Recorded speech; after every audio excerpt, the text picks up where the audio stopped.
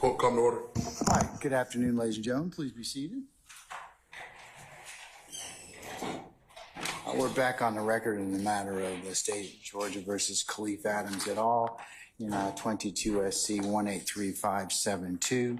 I see Mr. Stillwell, Mr. Boston, Mr. Shark. Good afternoon, gentlemen. All right, Mr. Williams, Mr. Steele, Mr. Adams. Who's that man that doesn't look like he shaves? That's sitting next to you, Mr. Adams. Your Honor. Oh, you were going to get to it, okay? But I noticed him immediately. So. And you actually met him before. This is Graham, B-R-A-M, Mansbach, which is M-A-N-S-B-A-C-H. One more time for the first name. Yes, Graham. Graham? No, B is in Barry. Bravo. Bran? E-R-A-M is in Magic. Bram. Okay, all right. Last name again? M-A-N-S-B-A-C-H.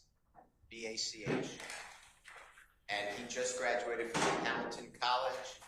He's going to be going to law school, not this August, but the following. And I have the honor of working with him in the interim. And he's going to be before your court. With the court's permission, I already asked the sheriff here for permission, and he is here today, and I expect he'll be here a great deal. So are you getting rid of Ms. Halterwinger or what? You know, there's that one assistant rule. So, you know, you're going to have to either have physical challenge or something. We have a physical challenge because they have me. So. But anyway. Okay, all right. Court, yes, it's fine, sir. The gentleman. It's fine. It's fine. Sir, welcome. Hope you this will facilitate your soon-to-be legal education, all right? Okay, welcome. All right, Mr. Kendrick and Mr. App, good afternoon. All right, Mr. Huey and Mr. Matthews Jr., good afternoon. Mr. Nichols and it's Miss Westmoreland. Welcome back. Good afternoon, madam and sir. And then Mr. Ryan and Misty Williams, good afternoon. All right. Mr. Uhelski, Ms. Love, Ms. Knight, and Mr. Smith, good afternoon. All right, okay.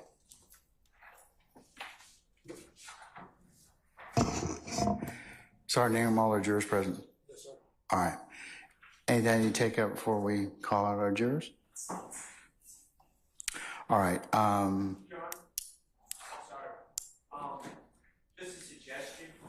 I think before Sammy Davis testifies, there's multiple legal issues and discussions that need to be had. I don't think there are. I read the order, and I'm good with the state's not going to seek any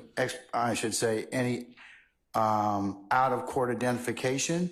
Whether or not they seek an in-court identification, I said I would take that up if that were the case. Okay. I don't know whether or not they're going to do that, but my order's pretty clear about what I ruled upon. I agree, Your Honor.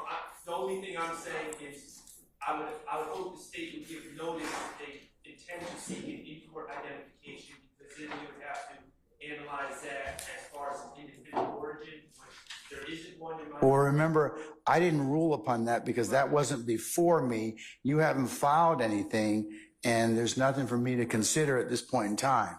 Well, Your Honor, I did in the initial motion, but he wasn't here to testify, so we didn't address the independent origin.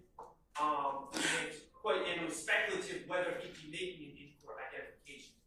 All I'm seeking to avoid, Your Honor, is if there is going to be an attempt for an in-court identification, I don't believe there will be. Let's find out. Are you going to try and do an in-court identification and all, madam? At this point, Your Honor, we don't intend to. We've not shown Ms. Davis any recent photographs of either of the defendants. Okay. Mr. Davis says he recognizes somebody. Well, that's another thing. Well, that's not a response to a question from the state, so is the state going to ask it? Well, I can't postulate them for them, sir. Listen. There are pros and cons with any such attempt to do so, and I'll leave that for that time. And Your Honor, all I'm going to say is, and I have a bunch of cases, if the state is seeking to do so, the burden is on them to seek to show an independent origin outside the presence of the jury before that needs to be litigated. Then you need to file a motion. I have filed a motion. We covered the out-of-court identification. Remember, I couldn't rule upon the in-court identification. So if you want to particularize that, you need to file it. Okay? The reason we didn't get to the in-court before was because he wasn't here. Okay, but that's something you're going to have to still posture, sir. Okay? I mean, but at this point, I don't have anything before me. The state's told us that, or told you that, and all of us that they're not going to seek an in-court identification. Now, there's nothing which says if he recognizes somebody in the courtroom that would not be that wouldn't be proper. However, here's the other thing: you gotta lay a foundation for it, as well as there are pros and cons and risks with an in-court identification that goes bust.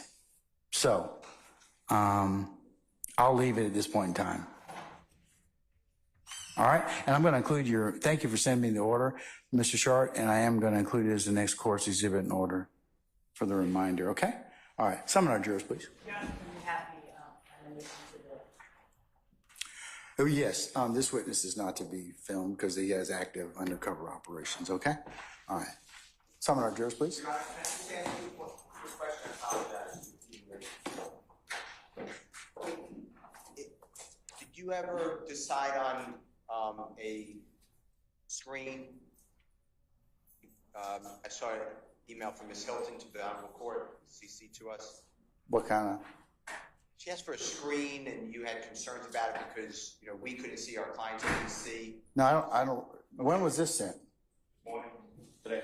Your Honor, that was for, in the event that our technology begins acting up, what Ms. Hilton sent, I believe, was a request that we be allowed to replace the area that is now occupied with the easels with the mono board in the event that there are technical difficulties, and if there were, we would simply join Zoom through the Mondo board so that everyone is able to see what is on the Mondo board.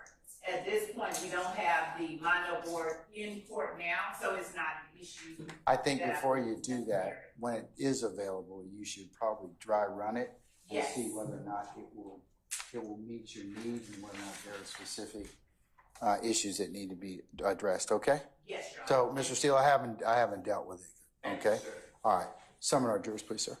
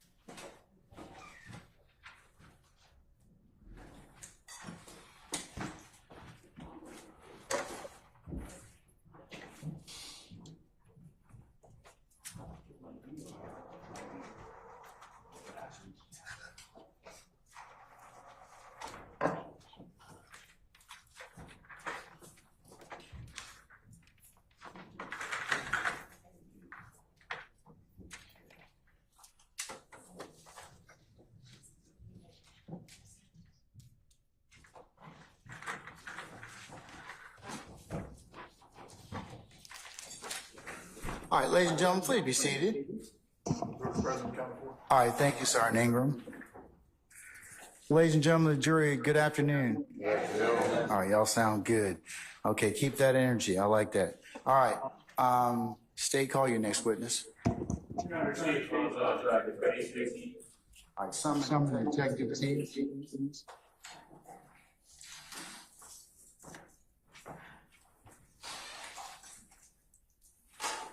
Detective T, good afternoon, sir. If you would please approach the witness stand. Once you get there, if you'd be so kind to turn and face Sergeant Ingram and be sworn as a witness, please. Raise your right hand. You swear firm testimony you give the truth, the whole truth, and nothing but the truth. I do. Absolutely. State and spell your first and last name for the voice. Sure. Hello, Detective Jason Teague, Jason, last name Teague. Pull your camera on, please. Your camera. Thank you. All right. Good afternoon, sir. How are you? Fine. Detective T, where do you work? City of Atlanta Police Department. And what do you do there? I'm an electronic surveillance technician or / specialist in the Homeland Security Unit of the police department. And how long have you worked with the APD and Homeland Security? I've been a police officer for 26 years, in which I've been a detective for 20 years. I've been an electronic surveillance specialist since 2009. Were you an electronic surveillance technician on January 10th, 2015? Yes, I was. And Detective, are you full certified? Yes, I am. Have you ever lost your full certification? No. Can you tell the jury what you do as a detective and an electronic surveillance technician? Being a detective in the Homeland Security Unit, basically, the Homeland Security portion of it, we deal with everything from this critical infrastructure of the city. We deal with threats on threats on elected officials and things of that nature. And also we provide assistance for federal agencies for dignitary protection details, protectees, president, vice president, cabinet members, Supreme Court judges, whoever comes into town that's actually a protectee. But the electronic surveillance portion of it is, I specialize in basically surveillance means with electronics, everything from camera placement, covert and overt GPS tracking, body bugging, wiretapping, basically things of that nature. Do you receive specialized training to become an electronic surveillance technician? Yes, you do. What type of training? You go to actually multiple schools. The basic class is just the basic introduction class to it is an 80-hour class that you take and you learn everything from dealing with electricity, dealing with circuits, dealing with capacitors, dealing with recording equipment, dealing with cameras, learning about lighting, basically everything you will need to do to work in the field and the basics. Then you start branching off into other specialties like installations in vehicles, which is a little bit different than installations in a room or a house. Then you go off into other specialties like learning about GPS trackers, placement of them, how the system works, different softwares. Then you go off into actually this portion of it, learning video recovery, dealing with different systems, learning the methodology, how you attack different video systems, how to recover the video, and how to make the video playable for detectives to basically look at all their evidence, and so it can be presented in court. You went kind of fast. Sorry. Can you briefly explain to the jury, not briefly, but a little bit slower, explain to the jury what video recovery is? Video recovery is basically you're going into wherever there's a video system at, i.e. a DVR or NVR, which is a network video recorder, which is basically a digital video recorder on a larger scale. Digital video recorders, basically, to bring it down to layman's terms, is basically a system that records video from cameras at a location. And you have to learn the methodology about how the system works to actually recover video from it to basically play. Can anyone do this? Well, there are some people who have IT backgrounds and stuff like that who could go through the system and export the video, but there are some people who are just savants in electronics, might be able to do it. Other people aren't. Other people have to go to training. It's just like saying this is like, can anybody work on a car? Some people can, some people can't. So tell the jury the process for like when you're asked to pull a surveillance video. What's that process like? Process is basically a detective who's working the case will contact me or one of my partners. There's 3 of us to respond to a scene to actually pull video for them. Then once we get there, the detective will give us a date and time and what they need to see. Most of the time it's businesses. They'll tell us, I need the inside and outside cameras for this date and this time frame.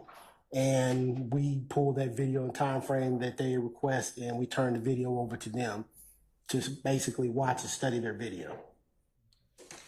Approximately how many times have you been asked to, pull a surveillance video? Hundreds. What agencies have you pulled a surveillance video for? Mostly it's for Atlanta PD, but I'll pull video from everybody from FBI, ATF, GBI, other agencies in Fulton County, College Park, East Point, South Fulton, and the DA's office. Now, your unit, how many electronic surveillance technicians are in your unit? 3. Do you and your team, there's 2 others, go out and pull a video every time a crime is committed in the city of Atlanta? No, we go out as we're requested, because every crime in the city of Atlanta, there are a lot of them there's no video for. Happen in, wooded areas, out in different areas of the street or inside houses, there's no video for. So we're only requested when it's either one of 2 things. One is when businesses don't know how to give the detectives the video. They might know how to play it, but they don't know how to export it and give it to us. Or 2, different things like people don't know where their system is or even how it works at all. That's when we're called in. Do you ever work in an undercover capacity? Yes, I do. When? Well, pretty much daily, because we go out and we monitor different things as they pop up. Different protests, different incidents, or we go out to where the threats have been made, but also in the capacity when we pull video, we go out in undercover capacity because it puts the owners of the business at ease, because sometimes the owners they're in fear of retaliation for different incidents that might have happened on their property, so they're more at ease when they don't see a bunch of police officers showing up there to capture the video. As an electronic surveillance technician, are you familiar with VIC cameras at all? Yes, I am. And how are you familiar with it? Well, VIC cameras are basically the system the project between the police department and the police foundation, basically to expand video surveillance all over the city. And it's been an ongoing project for now. Really, the ideas of it started way back in 2007, the ideas of it. But basically, it's integrating cameras throughout the city, City of Atlanta cameras that we own, private businesses cameras, different agency, county, state, and federal agencies into basically our video integration center. Some people, you hear it in the news, they call it real-time crime centers and stuff like that, to monitor cameras to help alleviate and, catch criminals after they've committed crimes, or either to monitor crowds or large events, like the Super Bowl, the upcoming World Cup, things of that nature. You can remotely monitor larger areas. It's basically in law enforcement, it's considered like a force multiplier. So you can have eyes where you can't put officers.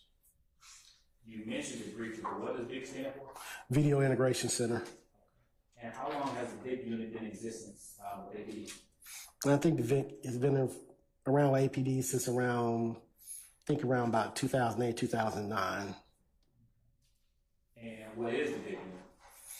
It's basically like, it's a centralized, basically crime information center where they can monitor cameras in real time, and actually they have a working map knowing where they have cameras with access to, that they can watch recordings in the area to see if they can catch information about different crimes.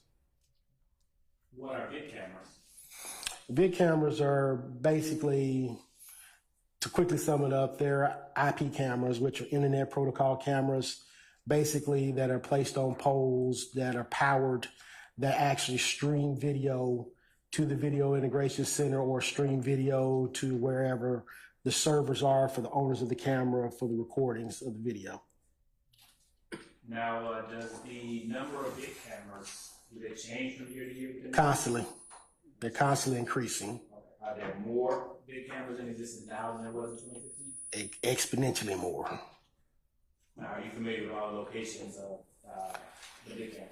No, you have to actually look in an interactive map to see where all of them are, because it's constantly changing. Each year, is the vid unit able to look at that integrated map and see where vid cameras are? Yes.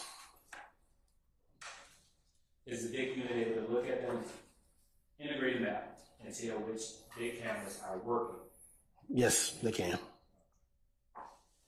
Is it routine for APD investigators to, ask you for vid camera footage?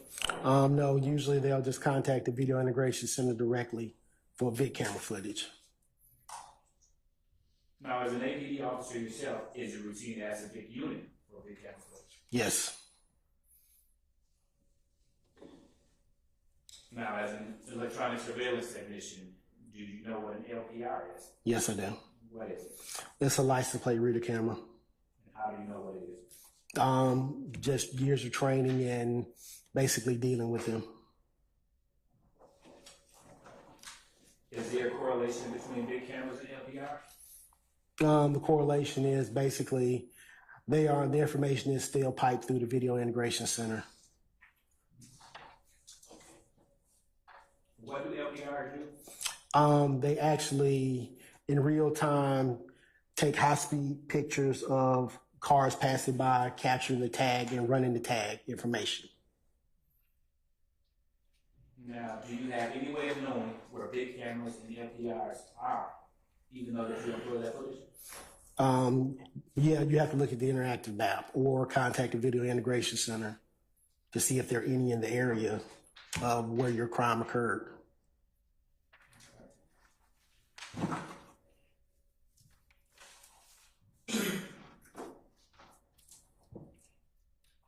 Are electronic surveillance technicians always pull surveillance footage at time? Have they always pulled surveillance footage for you? Ever since we were basically formed to do that, yes. And how did y'all come to pull in this case? I was requested the location by Detective Thorpe. Now, when asked to pull surveillance footage for a crime scene, did you ever tell or suggest to the lead detective on scene about surveillance footage that you have not been asked to pull?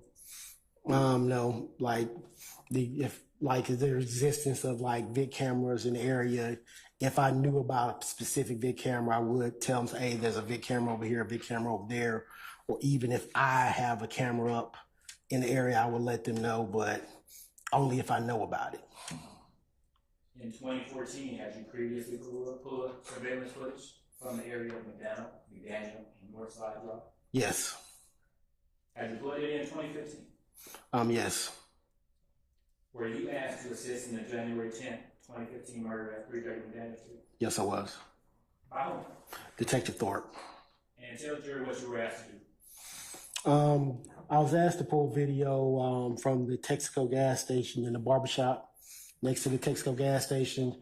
Detective Thorpe gave me the dates and times of the footage that he needed, and I recovered the footage and turned it over to him. Now, when you were asked to assist in that investigation, did you know about any other surveillance cameras in that area besides the ones which you pulled footage for? No. Now, I want to go back to what you were asked to pull for the Donald Thomas murder on January 10th, 2015. Are you familiar with the systems you were asked to pull surveillance footage for? Yes. Okay. What businesses? The Texaco and the barbershop. Can you explain the system used by the Texaco? The Texaco has a GV800 system. At the time, back in 2015, that was pretty much the system that you ran into in most convenience stores and gas stations. It is one of the, actually, oddly enough, it's one of the systems we kind of concentrated on when I actually went to specialized school for it. But it's a system, it's computer based. It records to the hard drive of a standing desktop, basically recording footage of the inside and the outside of the business. It's very common back then. And the barbershop also? Yes, please. Well, the barbershop had a night owl system, which is another one very common for smaller, in use in very smaller businesses and homes at the time. But there's one we came in contact with almost daily in our work. Permission to approach, Your Honor? You may. Thank you. Detective T, I'm showing you a CD that contains case exhibit 292 Yankee Alpha through 292 Yankee Delta. Do you recognize this CD? Yes, What is it? it's a video crime. It's my initials on it. Okay. A video of what? I think this is video. I don't remember if it's a video from the Texaco or everything, but it's a video on here. Okay. Did you review the contents of the CD before coming to court today? Yes. And does the CD contain an accurate copy of the footage obtained from the barbershop at 330 Grand Street? Yes.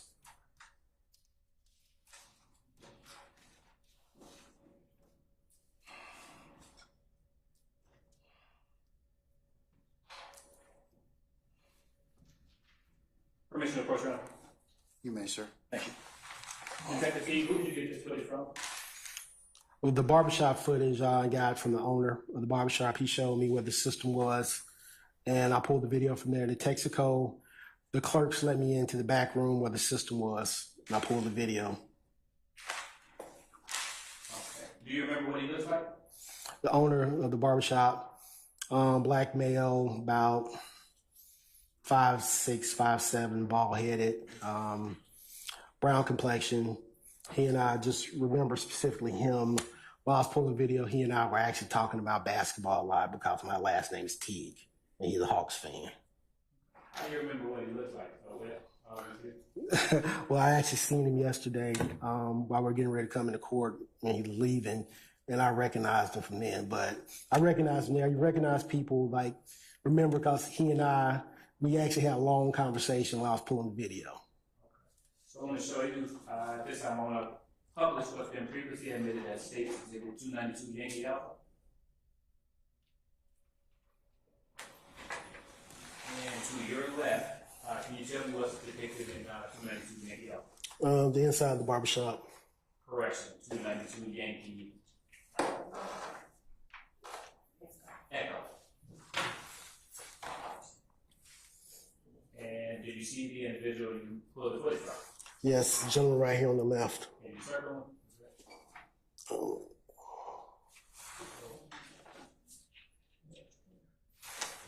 Can you see this gentleman right here? Can you stand and point to the big screen? That's a pointer right to your right. Gentleman right there above where it says Cam 3. Okay. Detective, how many cameras did you pull footage from the barbershop? Barbershop, I think I pulled four cameras. And how did you decide which cameras to pull from? Detective Thorpe told me he needed the inside and the outside cameras. Okay. What is the date and time of the files on the CD? The date and time of the files of the CD were, January 10th. The DVR at the barbershop was a little fast. I was like thinking about 1800, 1900 off the top of my head. Now, when you go to pull surveillance footage, do you have any way of knowing if the timestamp of the footage is correct? Yes, you can look at the footage, at live footage, and see what time it is, and just look at your watch and just tell what the offset is. And you advise the detective, say this is the offset on this one. Like some systems get off, or fast an hour behind an hour, or get off some. But I always advise the lead detective on the case what the offset is. Now, does your training and experience as an electronic surveillance technician inform you of the reasons the timestamp may be off on a system like states 292 Yankee Alpha or 292 Yankee Delta? Yes. What are some of those reasons? Well, some DVR systems, depending on, say, if the system was unplugged for a long amount of time, or say power outages occurred in the area, the systems go off. Most of those DVR systems have a small battery in them that it's not a rechargeable battery, it's just a battery that's placed in it during manufacturing to help try to keep the time right. But knowing batteries do die over time. So the capacity of that battery to keep up the date and time is affected. Also, with DVR systems, the regular ones that you might have in your house or something, DVRs are pretty much simple computers. The main function of DVRs is to record the video, pretty much it, and that's what most of the capacity of it is toward. So things like date and time, you have to keep up with that yourself. So a lot of people, once it's plugged up, it stays that way. So they don't know. A lot of people don't have the technological know-how to go in and during daylight savings time to spring forward or fall back. And sometimes it's kind of like, the best way to describe it is how, if you're old enough to have had a VCR, a lot of people never programmed the clock on that VCR. It was 12 o'clock forever. It just flashed 12 o'clock. Nobody ever programmed the time. But it's kind of the same principle with a lot of DVRs. Now, was the timestamp on each of the barbershop camera files, or all those the same? Yes. Why? Because the timestamp is put on to the recordings by the DVR itself. Now, was that timestamp accurate or was it off? It was off. It was a little fast. Approximately how much off was it? I think it was like 40-something minutes fast. How did you know? I looked at my watch when I was there. Now, do you tell the lead detective when timestamps are off on surveillance footage? Yes, I do. Did you inform detective work of the timestamp difference in this? Yes, I did. Now, at this time, the state moves to admit states 292 Yankee Alpha through 292 Yankee Delta for admission.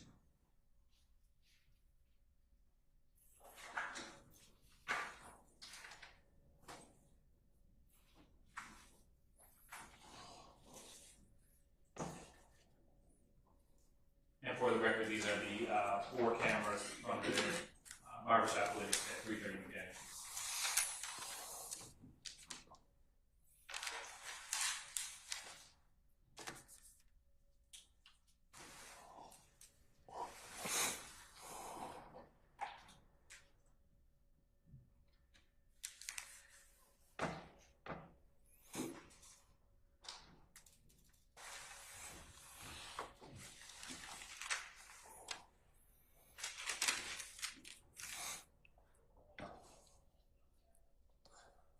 Any objection to states 292 Yankee Alpha through Delta? All right, hearing none. Yes, Judge, I'm going to object to the admissibility. Which one, or you reject all? The entirety. What's the basis, sir? Foundation, and also cite to Yancey versus State 342 Georgia 294. Overrule, sir. I'm going to admit them over objection. And they may be published as you see fit, Mr. Adams. I'll give you continuing objection.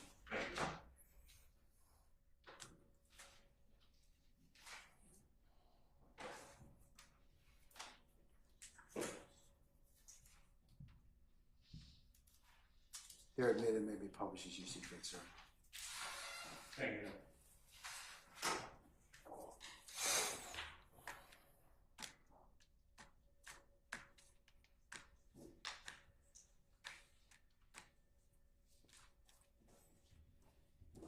Permission to approach, sir? You may, sir. Detective T, I am now showing you what has been marked as States 292 Yankee Foxtrot through 292 Yankee Kilo.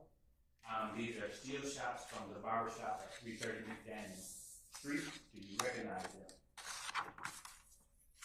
Yes, there's still shots of the video that I pulled from the barbershop.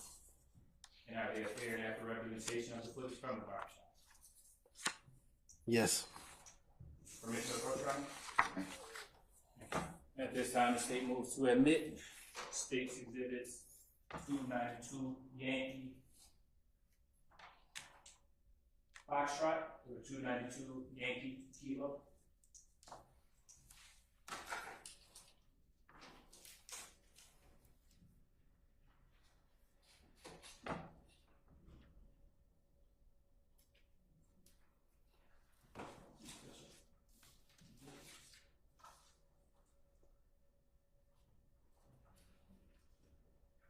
You all taking a look at, yes.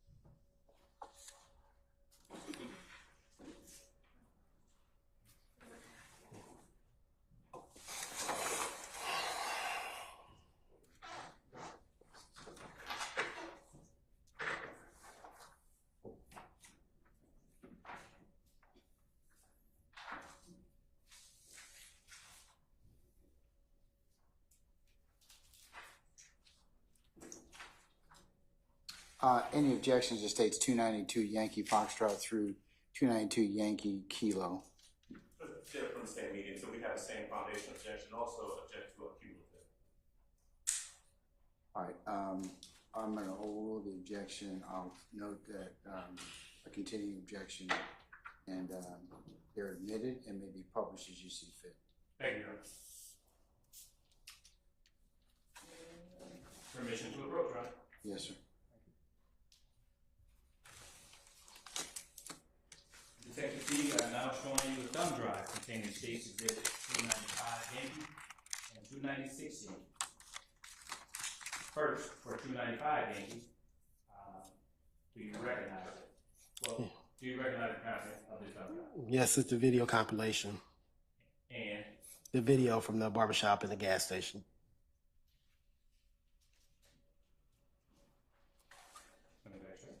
have you reviewed the contents of this thumb drive prior to today? Yes.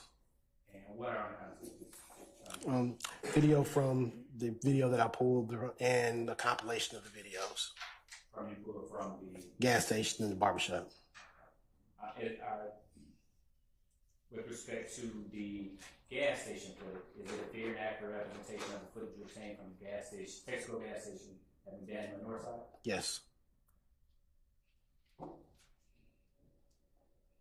For 296Y, which are snippets, the compilation you referenced, have you viewed those snippets before coming to court yet? Yes. And are those a fair and accurate representation of the footage you obtained from the barbershop and Texaco? Yes. Permission to approach, Your Honor?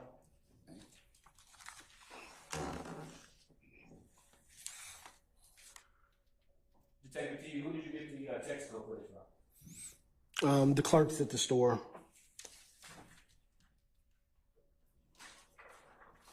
How many cameras did you pull footage from? I think the Texaco, I think I pulled 16 cameras. How did you decide which cameras to pull from? Detective Thorpe advised me he needed the inside and outside cameras. And was the timestamp on each of the Texaco cameras files the same? Yes. Your Honor, this time the state moves to admit State's Exhibit 295 Yankee and 296 Yankee. Any objection to states 295 Yankee or 296 Yankee? I'm sorry, Judge. I said, do you have any objection to states 295 Yankee or 296 Yankee? Yes, same objection, just based on foundation. And specifically, the last one, I'm sorry, the exhibit number again for that last one? 296 Yankee. That's the compilation, is that correct? No, that's the snippets of the barbershop and the Texaco. Oh. Yeah, could have an objection to 296, I think because of the way it's compiled, I would consider it to be both cumulative as well as confusing to the jury, so I would object on that basis. I'm going to overrule the objection and admit them over objection. I'll give you a continuing objection. You may publish as you see fit, sir. Thank you, Your Honor. Detective, did you view the systems in real time? Yes. And did the systems accurately show outside and inside of the Texaco? Yes.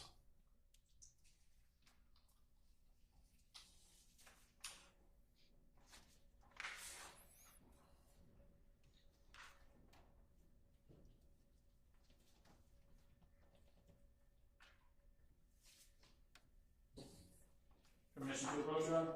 You may.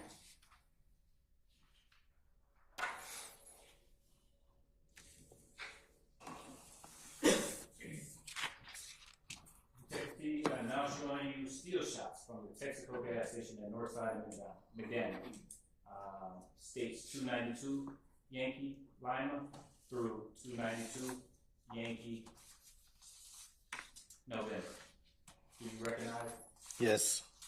And how do you recognize it? It's footage from the outside of the gas station on North Side and McDaniel Street, looking at actually the intersection of McDaniel and North Side. And they have fair and accurate representation of the footage you pulled from the Texaco gas station? Yes. This time the state moves to admit it. State 292 Yankee Lima. Lima. Pardon? Lima. Lima. Not Lima. Lima. Lima's the pen. Military people around the world are just cringing at this point in time. Mm-hmm. Yes. 292 Yankee Lima Lima. through November? Yes. Mm-hmm. Okay.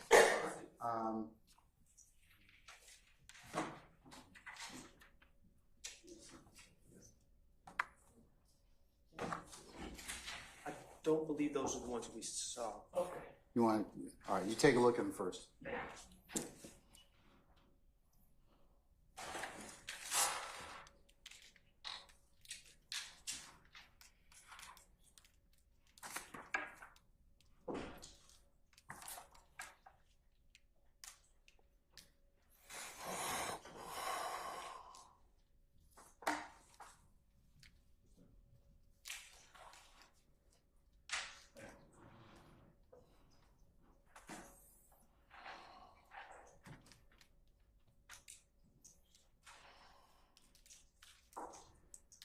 So in response to the court, same foundation objection. All right, sir.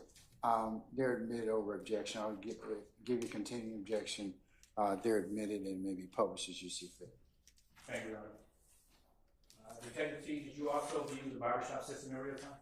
Yes. And did the cameras accurately capture outside and inside the barbershop? Yes. Your Honor, at this time, we will publish states 292 Yankee Alpha up to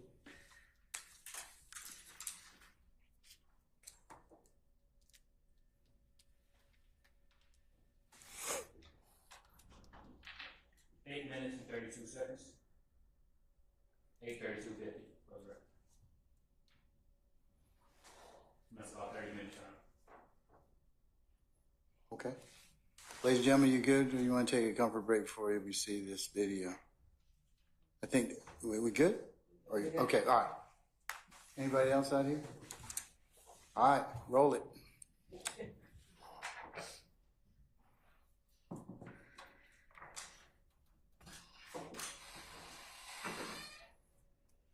We're gonna take one afterwards, okay? So, all right, okay, all right.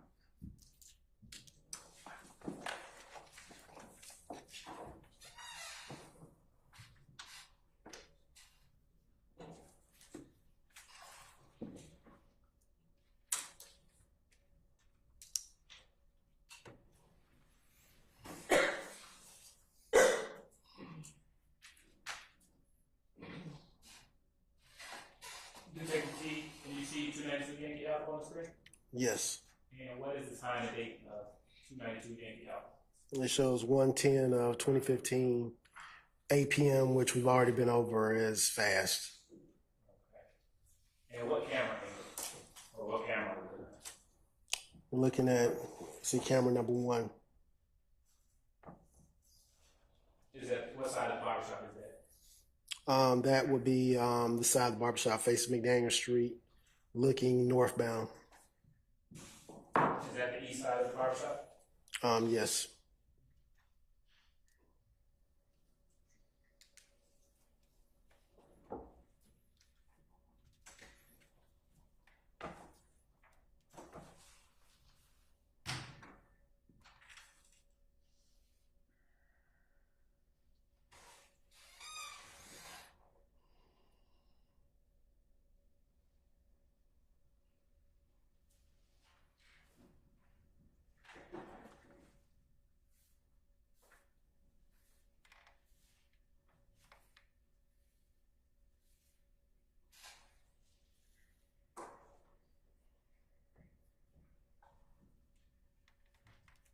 Detective T, do you know any other individuals in this club? No. And for the record, they're kind of just standing around? Yes.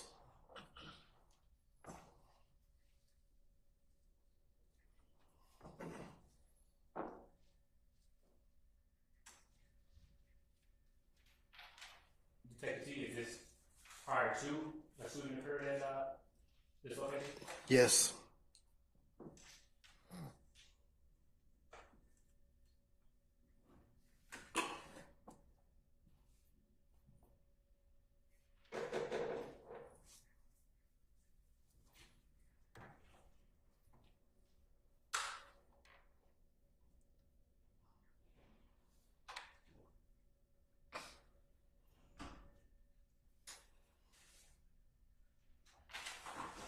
And for the record, at 8:01:47, are people kind of just like congregating around the SUV, Detective T? Yes.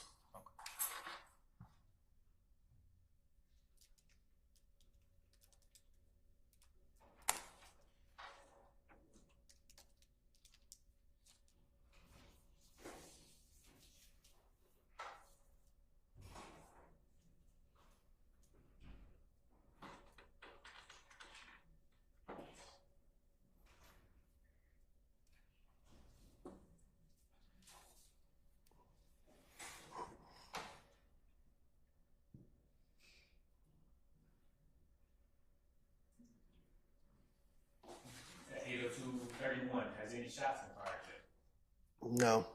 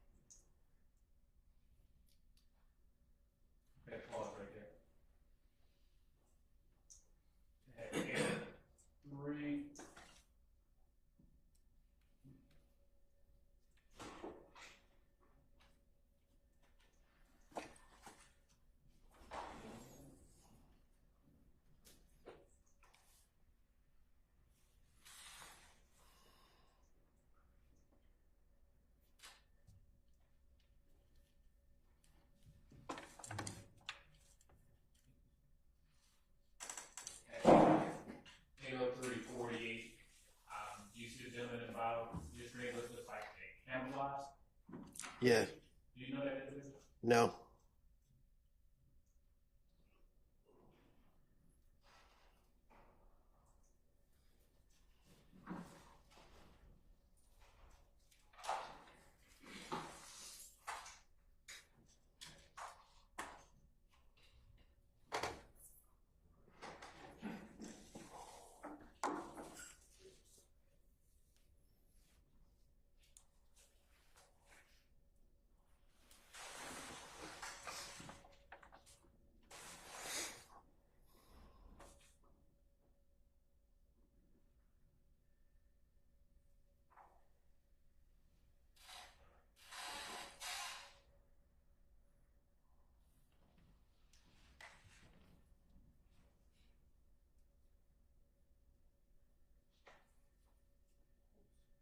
Not Jeffery, do you see a gentleman in a camouflage jacket and a skull cap on inside the vehicle while they're congregating?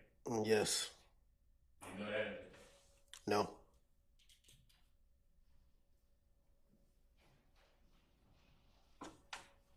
Do you see the camouflage jacket and skull cap? Yes. Know that individual? No.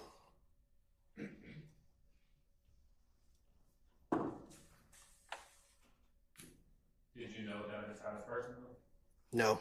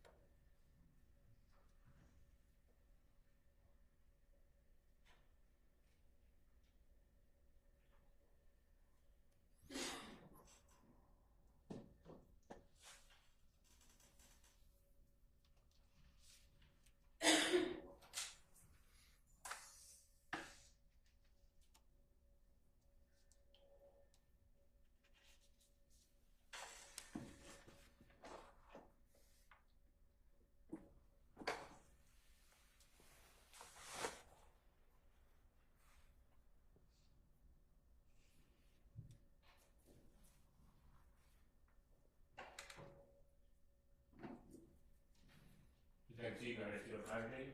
Yes.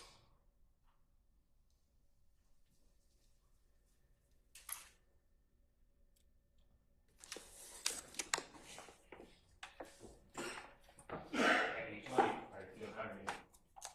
8:08, I'm sorry. 807. Yes.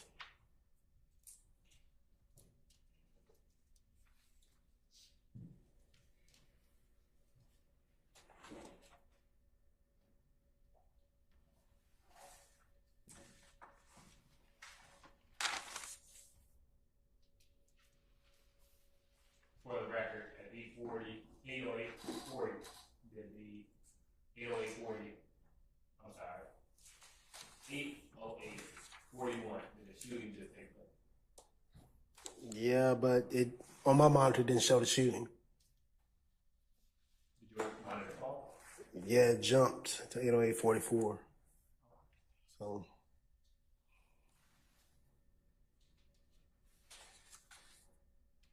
Yeah, the one.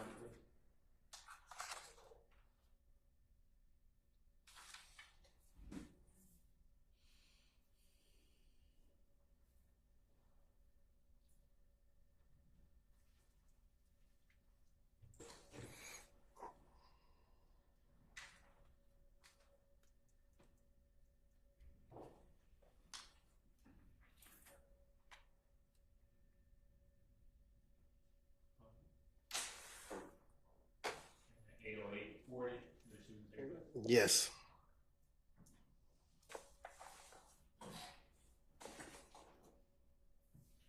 For the record, we're continuing from 808:46.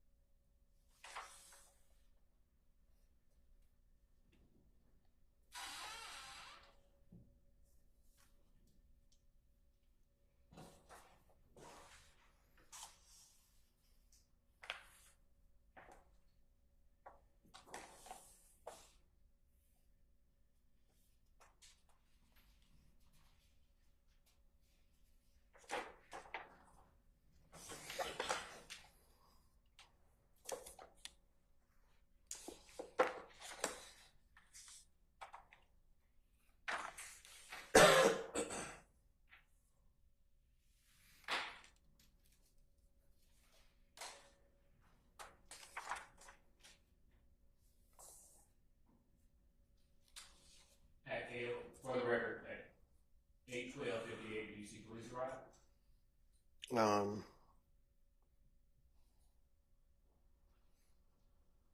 I see lights right quick. I see a blur of lights. So We'll continue.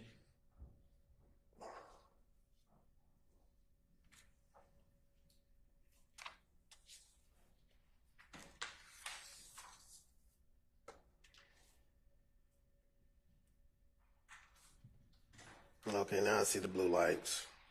For the record, 8:13:28 is when you see blue lights. Yep.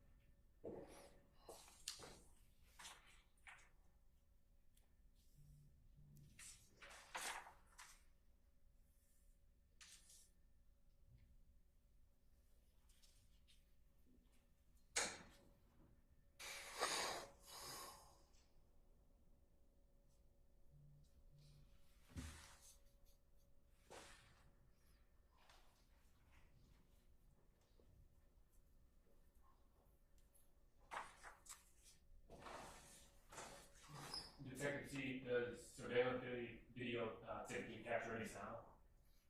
Some do, some don't. Did this one? No.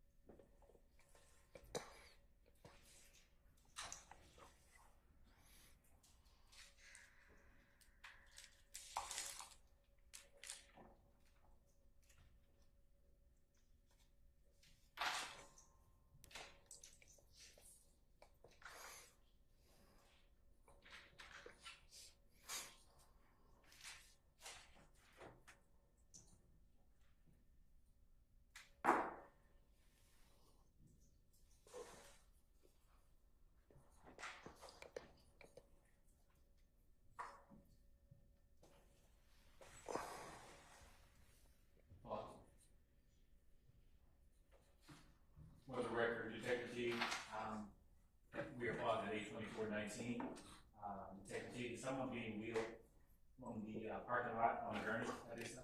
Yes.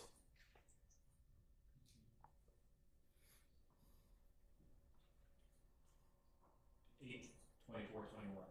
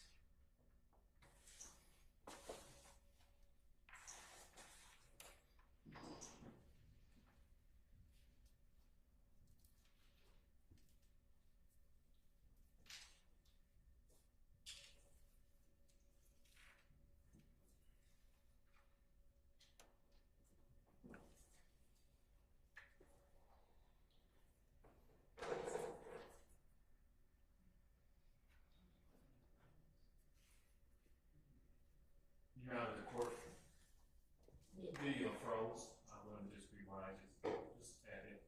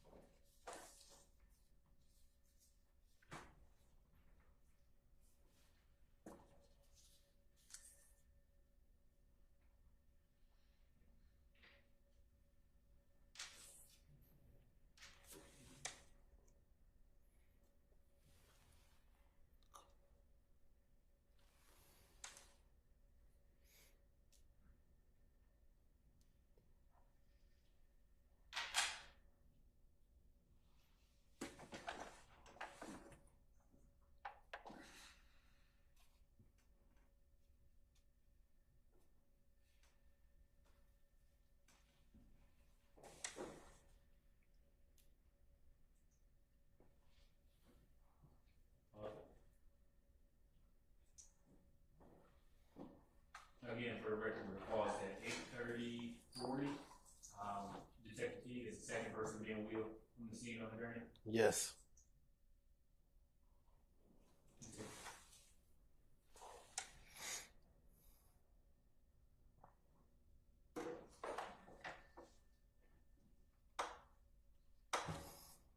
Detective T, did you know any of the persons being wheeled? So far from that? No.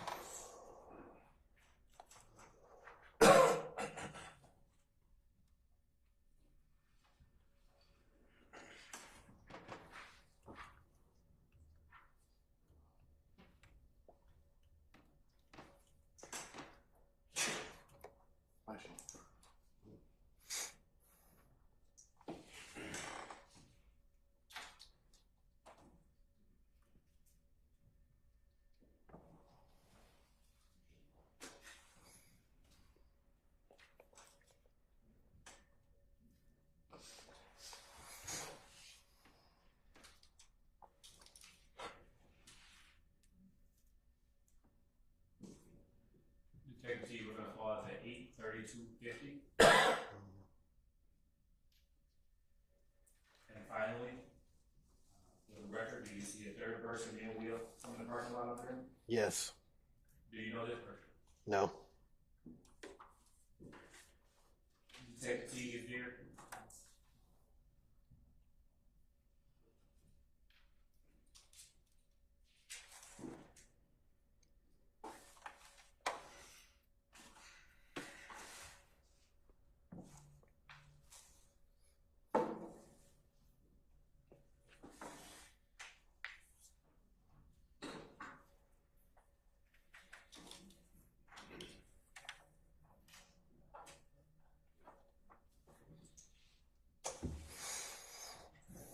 Detective T, is there an additional amount of footage left on this camera angle that you pulled?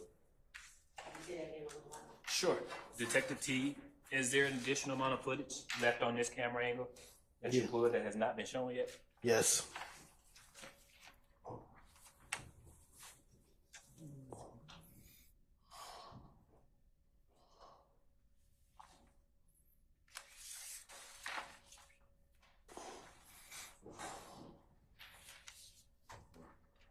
Detective T, is there any more shooting shown on this angle footage beyond what we have already seen? No. Your Honor, at this time, the state is getting ready to publish 30 minutes of the next angle footage if the court deems it appropriate time for pausing at this time. Yes, that would be appropriate. Members of the jury, how about we take about 15 minutes, okay? All right, we're going to recess for 15 minutes. All rise.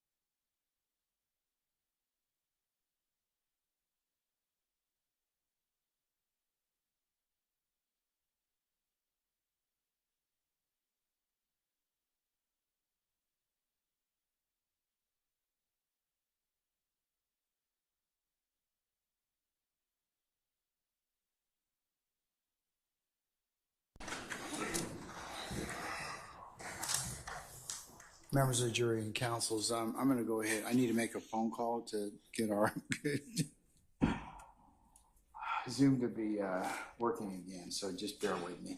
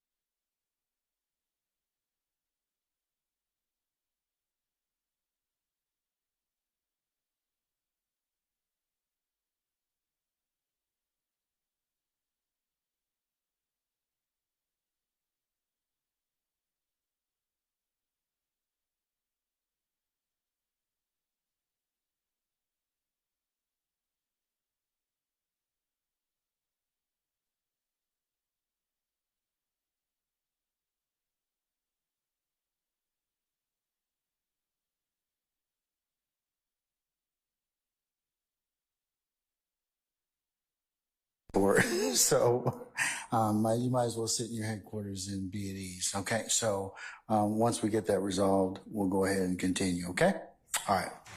All rise.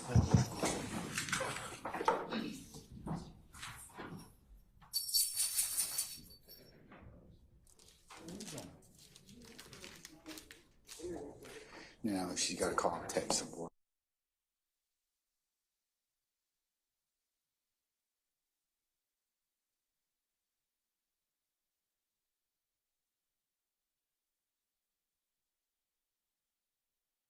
Of course.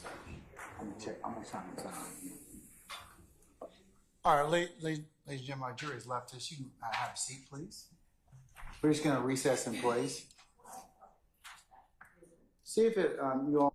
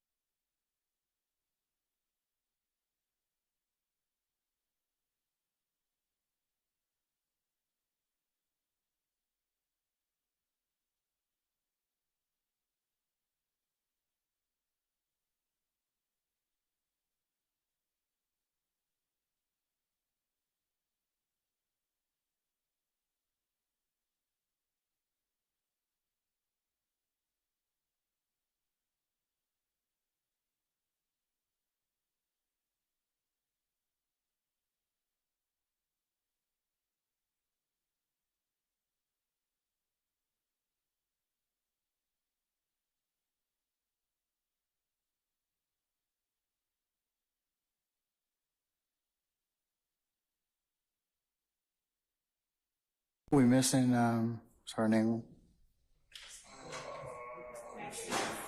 I'm sorry, let's see. Except for Mr. Adams, we're getting Mr. Matthews. Okay.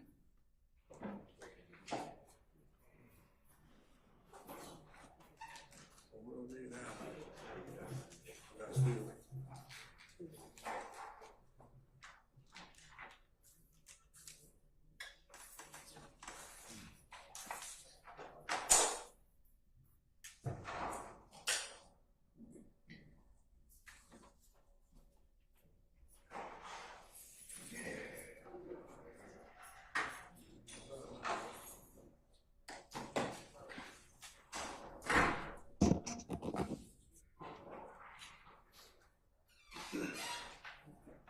All right, do we have everybody now? Let's see.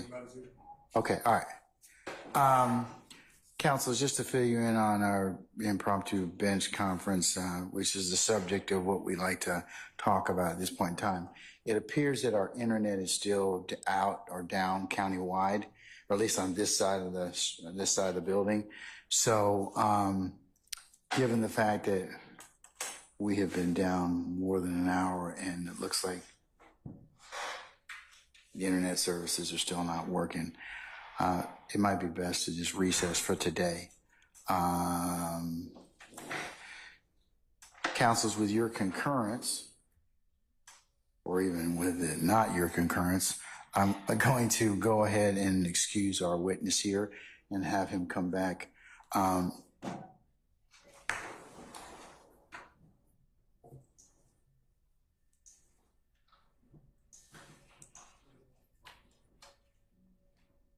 Detective D, is Friday afternoon, 1 o'clock okay with you? Work for you? Okay, all right. Councilors, we'll go ahead and recall Detective T here for 1 o'clock on Friday, okay? And see if we can complete his testimony at that point in time. All right, any issues? What's happening tomorrow? The state's gonna call some additional witnesses, but we can talk about that in just a minute. Okay? All right. Let me go ahead and call our jurors out and excuse them, when we can excuse our witness for the day, and then we can talk about any other ancillary issues, all right? All right, summon our jurors, please.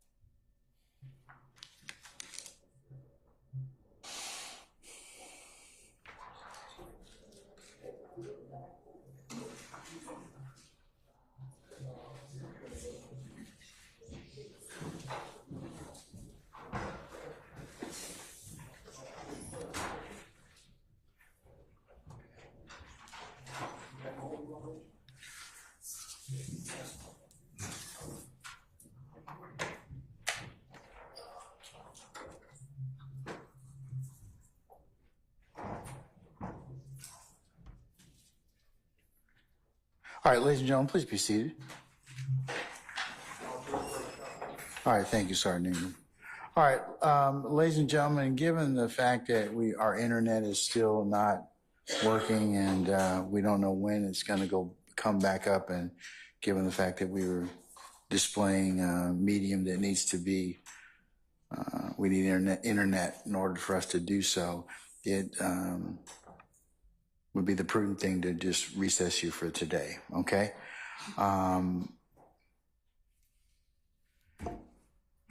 Detective T, we'll see you tomorrow, I should say Friday at 1, if you could come for 12:30, and we'll start about 1 o'clock, okay? All right.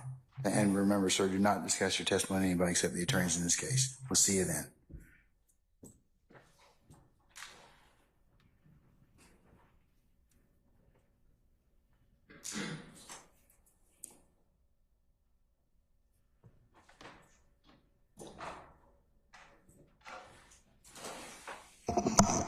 Okay, ladies and gentlemen, any ministerial inquiry of me before we recess you for today? These kind of things happen, so not anybody's fault. All right, I could blame somebody, but it wouldn't really do anything. Huh? Why you want to blame Ingram? What do you do? What do you do to you? What do you do? It's what do you do to you? I mean, come on. All right, ladies and gentlemen, I will go ahead and give you your admonitions at this point in time. Remember, as you leave and depart this space to go to wherever you live within our great county, do not discuss anything that you may have heard at any point in time with each other as you leave and go in ones and twos or in a larger group, or as you sit back there in your headquarters or jury deliberation room. Remember, it would be a violation for you to also recap or handicap the testimony by going and saying, hey, what did you think about such and such? Or or review each person's testimony at this point in time. Remember, you cannot do that until such time as the court directs and instructs you on that particular process. Remember, you can also do not go to any third-party sites, to do any additional research, any reference materials, phone a friend, or anybody else to aid or otherwise augment your understanding. The only thing you can consider that's been presented lawfully within the four walls is courtroom. That also pertains to any addresses or sites that you may have learned thus far in this particular trial. Remember, do not go by and visit any of those scenes. Do not take any pictures of those scenes. Do any artist renderings of those scenes, or otherwise discuss anything that you have learned either with each other or with anybody else.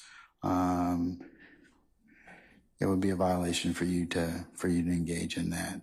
Ladies and gentlemen, also please resist temptation to listen to any recaps or reaccountings of this particular trial as it may be portrayed in the media. As remember, you can only consider what is presented in this courtroom that's been lawfully for your consideration. You cannot consider any outside or extra sources.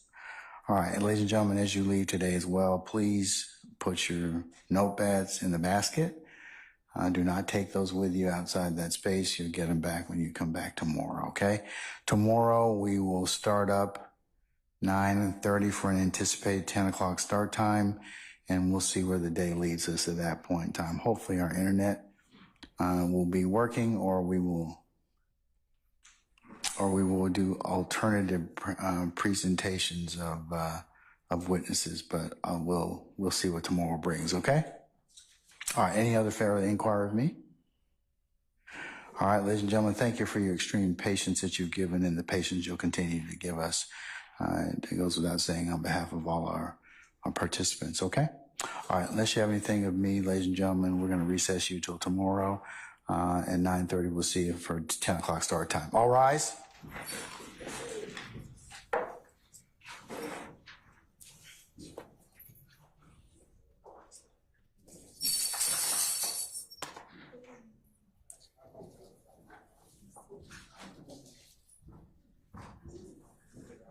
Don't even think about it.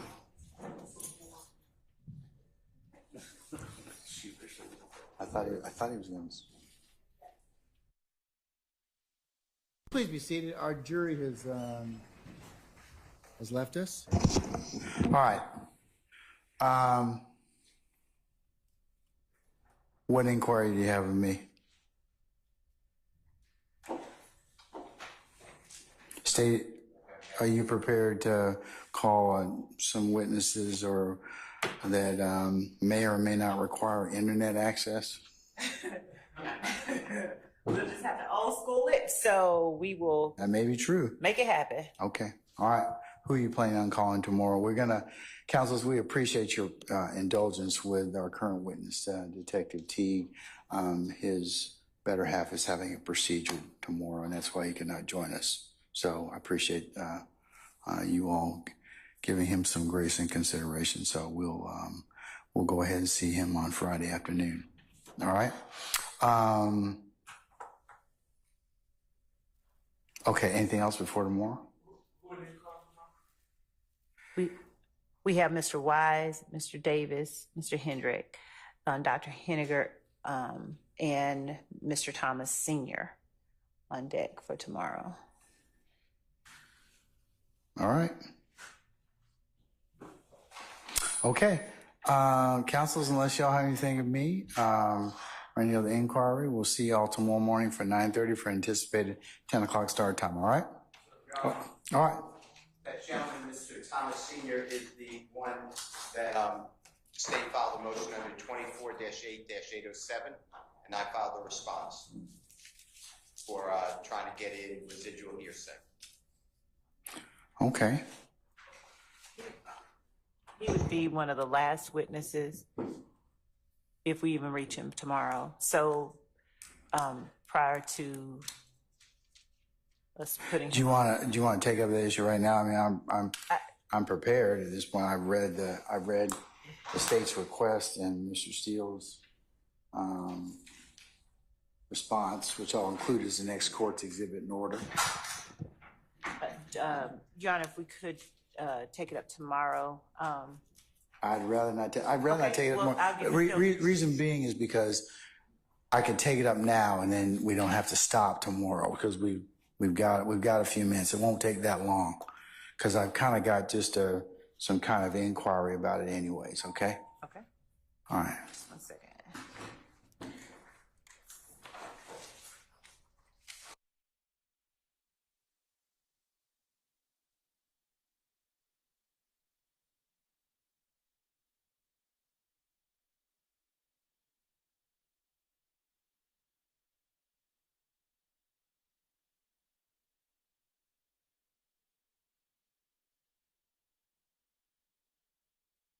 Okay. I'll give you a few minutes. 5 minutes to get your materials in order.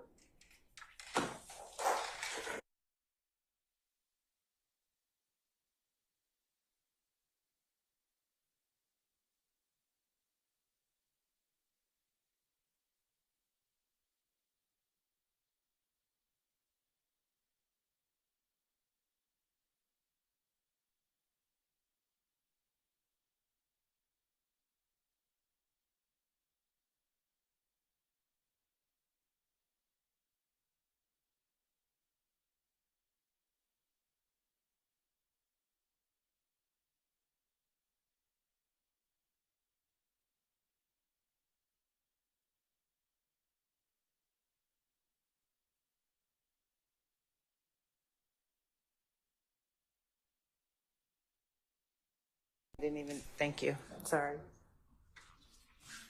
Nope.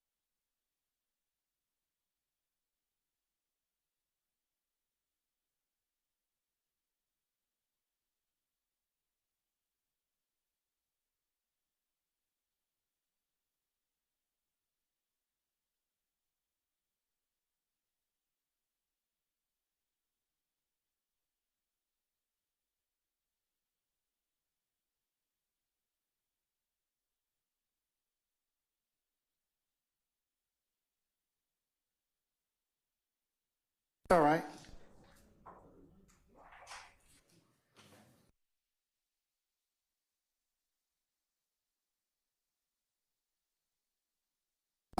Request by the state. The court has basically 3 areas of inquiry, and I'll let you all, respond to them 5 minutes each. Of course, the concern is the traditional guarantees of trustworthiness. Well, first there's notice, and assuming that there's notice in this particular case, there arguably there's some notice in this particular case of what was sought to be introduced. However, the court's kind of concerned. The court has the first concern about exactly what was said, what statements were said, line and verse. Second thing is traditional guarantees of trustworthiness. The court's concern is this is purportedly the decedent's father who the court would have some concerns about inherent bias to why his son, about his son and the person that took his son's life. Then next would be the confrontation clause. And since arguably the defendant or defendants wouldn't have had an opportunity to cross-examine him, the decedent, the confrontation clause does apply in this particular circumstances when you're trying to get in residual hearsay under 807. And then the fourth issue that the court wants to discuss is it's cumulative of things that we've already been testified to. The fact that there was beef between Donovan Thomas and or some parties in this case has already been testified to by at least 3 or 4 people already. So those are the 4 things I need you to address for me. So, and there's something I missed. Of course, I'll be more than willing to listen to it, but try that framework. So, Ms. Hilton? Yes, Your Honor.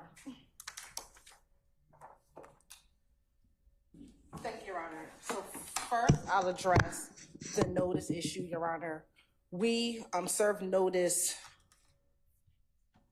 for this particular testimony on May 23rd, 2024.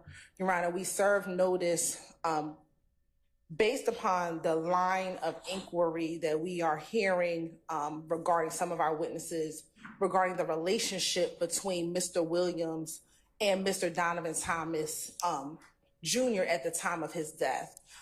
There have been a series of cross-examination questions, and I'll go specifically when Ms. Shawana Edmond was on the stand last week, I believe last Monday. There was a line of questioning from Mr. Steele regarding the fact that at the time of Donovan Thomas Jr.'s death, that Mr. Williams and Mr. Thomas Jr. were friends. And that has been a point made by Defendant Williams through his counsel on multiple occasions through multiple witnesses. And so what the state realized, especially after the inquiry with Ms. Edmond, that it was important for Mr. Donovan Thomas Sr., who had a different relationship with his son than what the mother had, to talk about the fact that at the time of Mr. Williams' death, they were not that friendly. What Mr. Thomas Sr. will testify to is that in the summer of 2014, all the way probably through about September of 2014, there was a cordial, a good relationship between Mr. Williams, Jeffery Williams, as well as Brian Birdman Williams. That over the course of the summer, there are some pictures that you have seen in which Mr. Donovan Thomas Jr. had went to both Miami and LA with Mr. Brian Williams, and it was a good relationship. However, in the fall of 2014, that relationship changed. And the reason or the catalyst for that change is that Mr. Donovan Thomas Jr. thought that Brian Birdman Williams was taking artists away from a record label called TIG, which is called Think It's a Game Records. Think It's a Game Records at the time was the record label that Rich Homie Quan belonged to, or the Quantas Lamar. And what Donovan Thomas Jr. began to see or observe, or what he thought, was that Birdman was trying to take Rich Homie Quan from Think It's a Game Records and bring them over to Cash Money Records. And so at that point in time, Mr. Donovan Thomas Jr. would have conversations with Rich Homie Quan about not going over to Cash Money, but staying with TIG Records. In the course of that, Mr. Donovan Thomas Jr. would have conversation with his father about the concerns that he had of Rich Homie Quan possibly going over to Cash Money and not staying with TIG. Why that is important, Your Honor, is because at the time, we believe that Jeffery Williams was either signed to Cash Money or had a management deal with Cash Money, but he had more of a relationship with Brian Birdman Williams and the Cash Money side of the house. And so there was some conflict with Rich Homie Quan. And so we believe that in the latter part of 2014, what Mr. Donovan Thomas Sr. would testify to is that his son decided to not have as much of a relationship with both Jeffery Williams or Brian Birdman Williams. And so he began to distance himself from the two of them. There was a specific encounter that he remembers very vividly, which was a video shoot. I believe it was Mr. Jeffery Williams' video shoot. And when Mr. Donovan Thomas Sr. and Mr. Donovan Thomas Jr. went to the video shoot, they saw Mr. Jeffery Williams there, they saw Brian Williams there, and they saw another TIG artist there. However, the owner of TIG was unaware of this video shoot and was not present. At that moment, both of the Thomases left, and at that point, that's when really the tension or the frustration developed, and he did not want to deal with anything that was not TIG Records. And so we're talking about October 2014, November 2014, later in the year, that there was this distancing between the two, which is opposite of what we believe that the defense is trying to purport, that there was this great friendship in January 2015, because that was not the case. And so specifically, there are two conversations that Mr. Donovan Thomas Sr. remembers his son having with him. These were two face-to-face conversations, again, he believes it was fall of 2014, and specifically his son came to him very concerned, thinking that Rich Homie Quan was going to leave TIG Records, that he expressed to his father that he was trying to show Rich Homie Quan everything, showing him the studio that they had built for him and really trying to convince him to stay with TIG and not go over to Cash Money Records. And the reason why that is relevant, Your Honor, is we believe one of the theories of why this murder occurred is there was a desire to have Rich Homie Quan on Cash Money Records, and two people were preventing that from happening. Corey Lamar, who is the father of the Quantas Lamar, as well as Mr. Donovan Thomas Jr. And those two individuals were preventing that from occurring. And so these conversations that he was having is not specifically towards Jeffery Williams, but specifically towards his concern with Brian Birdman trying to steal Rich Homie Quan from TIG and bring him over to Cash Money Records. As far as this having some guarantee of trustworthiness, that's why we believe that you need to hear from Mr. Thomas yourself. Generally in these hearings, Your Honor, as you are aware, the court can assess credibility from the witness itself. Okay, let's assume that I do that. How are you going to get over the confrontation clause? Your Honor, this is not testimonial because confrontation. I disagree with you. Well, Your Honor, it is testimonial. It's not testimonial because testimonial evidence is evidence that's made directly to the police. No, this is not. Not necessarily. Not necessarily. I'll bring some case law, Your Honor, but testimonial evidence is evidence that is made in preparation for trial, generally to law enforcement. This Okay, is not, but even if it's not testimonial, you still got a confrontation clause issue. How are the defendants gonna? but this is why this is residual hearsay, Your No, Honor, but because residual what this, hearsay. If you're gonna introduce it against the defendant, it's still got to pass the confrontation clause. no, Your Honor, when we're talking about confrontation. I disagree with you about that. It's got to pass the confrontation clause. In fact, there are. You all like to slight Carlson a fair bit, so let me go back to what Mr. Carlson says about the constitutional considerations. While much of the evidence offered under 807 will pass Sixth Amendment muster, cases state that if a hearsay statement is testimonial, confrontation clause prevents its admission at trial, even if it falls within the hearsay exception, unless the declarant statement is unavailable and the defendant's had a prior opportunity to cross-examine the declarant. So the issue you're still going to have is just general confrontation of this particular witness. And then also, I'm concerned about just the nexus in terms of what you're trying to get into at this point. When you, I guess two things. The nexus being that of what exactly Mr. Thomas is going to testify to. I mean, you laid out for me kind of a relationship driven or I don't see the nexus. I'm having a hard time seeing that. Which nexus, Your Honor, so I can be clear. The nexus in terms of what does Mr. Thomas's statements about his son, because finally you boiled it down to there's two conversations in the fall of 2014 that you want to get into. Have you reduced those to writing?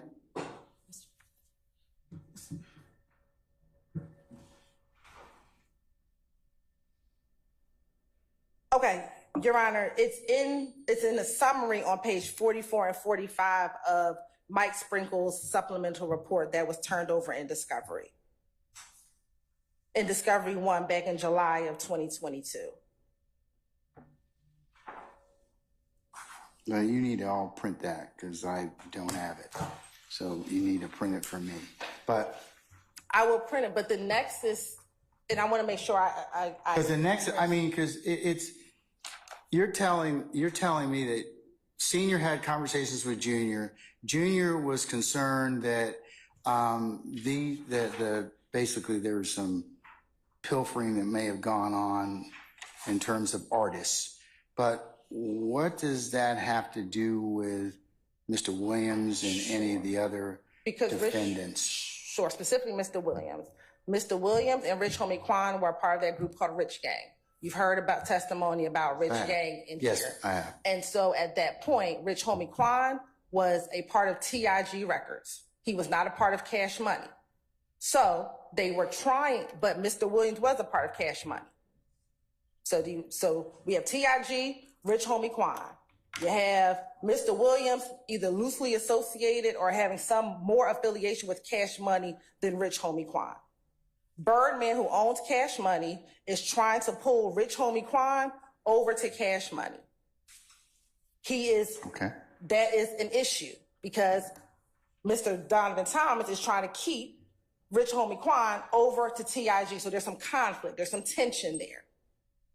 At the end of the day, if Rich Homie Quan doesn't come over to Cash Money, they can't do everything that they need to do as far as albums, as far as the music, as far as any of those things. And so that can essentially affect, at least we can present that to the jury, what Mr. Williams can do at that time as far as his career, as far as what's going to happen with his career. And there's some tension, there's some conflict because Donovan is trying to keep him on one side and they are trying to pull him over to another side. And there's conflict and there's tension. And what Mr. Donovan Thomas expressed to his father is that he began distancing himself, not just from Birdman, but from Jeffery Williams.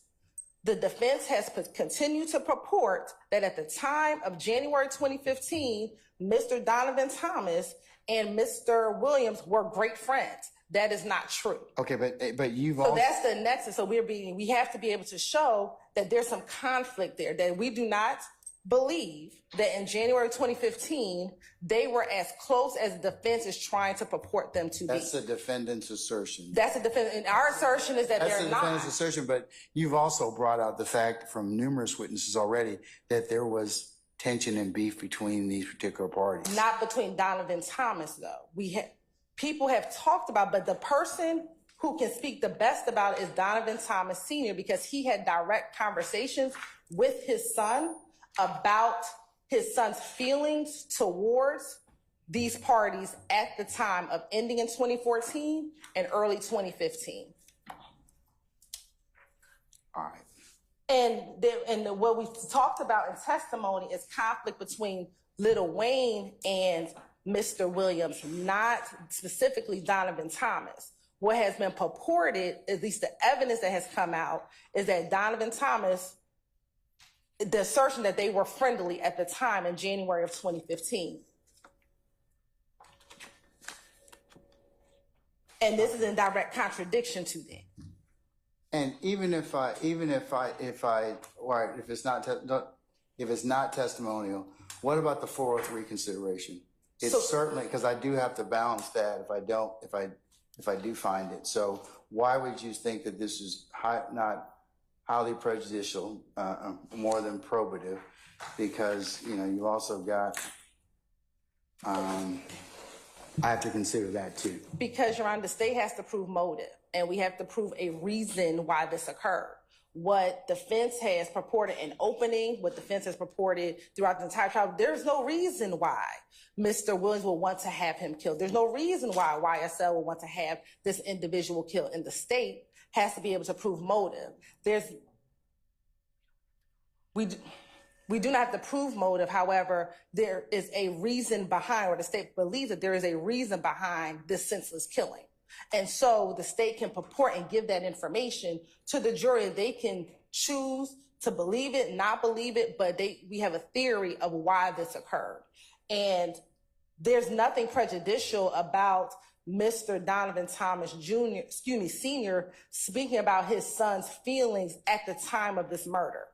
And the conversations that he had, he doesn't say, my son said, if I die tomorrow, it was Mr. Williams. That might be prejudicial, but it is Mr. Thomas's conversation about his concern that Rich Homie Quan was going to go to another music label. There's nothing prejudicial about that statement to Mr. Williams, except for the fact that Mr. Donovan Thomas is telling his father, someone he has a close relationship with, someone who he talked to almost every day. This is the testimony that Donovan Thomas Sr. will give, is that my son came to me with a concern that someone he's mentoring, someone he has developed a relationship with, may leave this record label and go to another record label. There's nothing prejudicial to any of the defendants with that particular statement.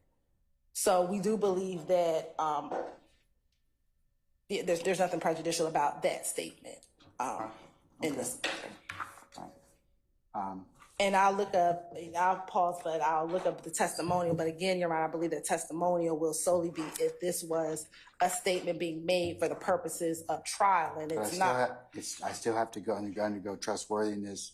Yes, Your Honor. Still have to go through even if I don't find it to be testimony, it still has to be balanced under 403. Yes, Your Honor, and I take this in comparison. Many of the residual hearsay cases, Your Honor, are domestic violence cases. Oh, that's what comes up. That's what comes up, and but ordinarily those are a lot more tighter in the sense that you have interplay between, unfortunately, the decedent and the victim, and you also have third parties that are very much usually around, or unfortunately see those particular, or that particular victim talks to on a regular basis. But that is what's happening here, Your Honor. Mr. Donovan Thomas Sr. will say he talked to his son every day. He has a different vantage point. If you recall Ms. Edmonds' testimony, Ms. Edmond knew her son, but Donovan Thomas Sr. went to video shoots with his son, went to events with his son in the music industry. So he had a very close relationship with his child, such that these conversations were very natural for them in comparison to Ms. Edmond. Ms. Edmond said, you know, I knew certain things, but she didn't have as much detail. He spoke to his father more about what was happening on this music entertainment side. The father had been to video shoots. The father had, may or may not have been, I have to confirm, may have been in Miami when they did the lifestyle video. Mr. Donovan Thomas Sr. spoke to his son, was very involved in the fact that Mr. Donovan Thomas Jr. had created his own independent music label. Another one of his sons, Marquavius Curtis, was a part of that. So Mr. Donovan Thomas Sr. has a very more knowledge about this side of what Mr. Thomas was doing versus, say, Miss. Do you have the statements? Did you find those? Yes.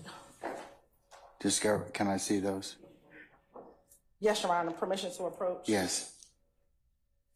I'm just going to read them in. I'm just going to read them in the record so that we have them for consideration.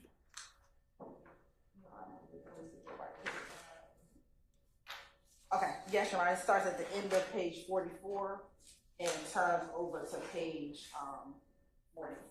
All right. If you hand those to Mr. Kearns.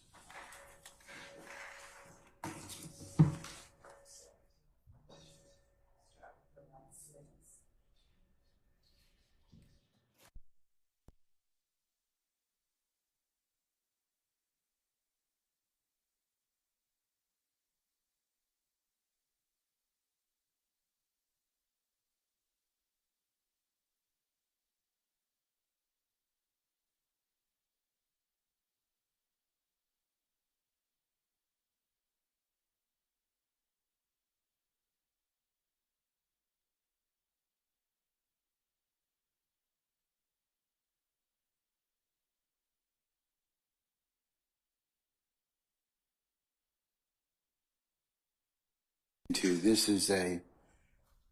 The last thing is on page 44, Judge. Okay, what am I looking at to begin with? This is Mr. Sprinkle's. What is it? So Mr. Sprinkle, back in 2016, met with met with Donovan Thomas Sr. About. So this is a report from Mr. Sprinkle. Correct. But okay, and where does it go from? Am I supposed to consider on August the 2nd, 2016? Yeah, when you said you wanted to read, yes. Yes. So August 2nd, 2016. Through what? And then it goes all the way up to page 45.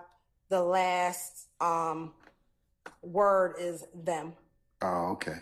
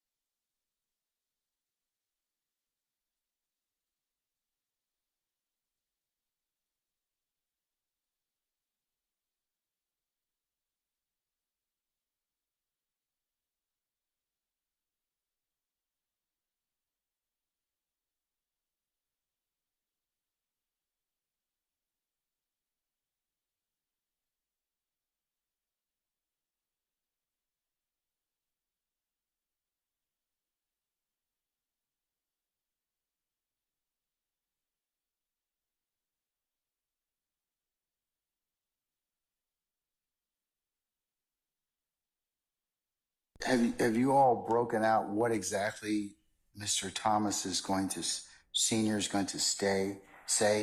Because these particular statements that are contained within the August 2nd, 2016 recount of Mr. Sprinkle elicited a lot of hearsay. So do you have it broken down into what exactly he's going to say? Because I'm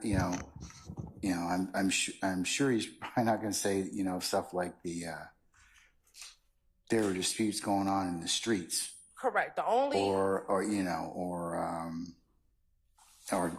talk about stuff like that, because that certainly would be hearsay. Do you have something in particular that you've kind of distilled out that he's going to testify to? Specifically, Your Honor, so he's going to talk about a number of things, not statements, but his understanding of different relationships, because I think that's the foundation to get to these statements.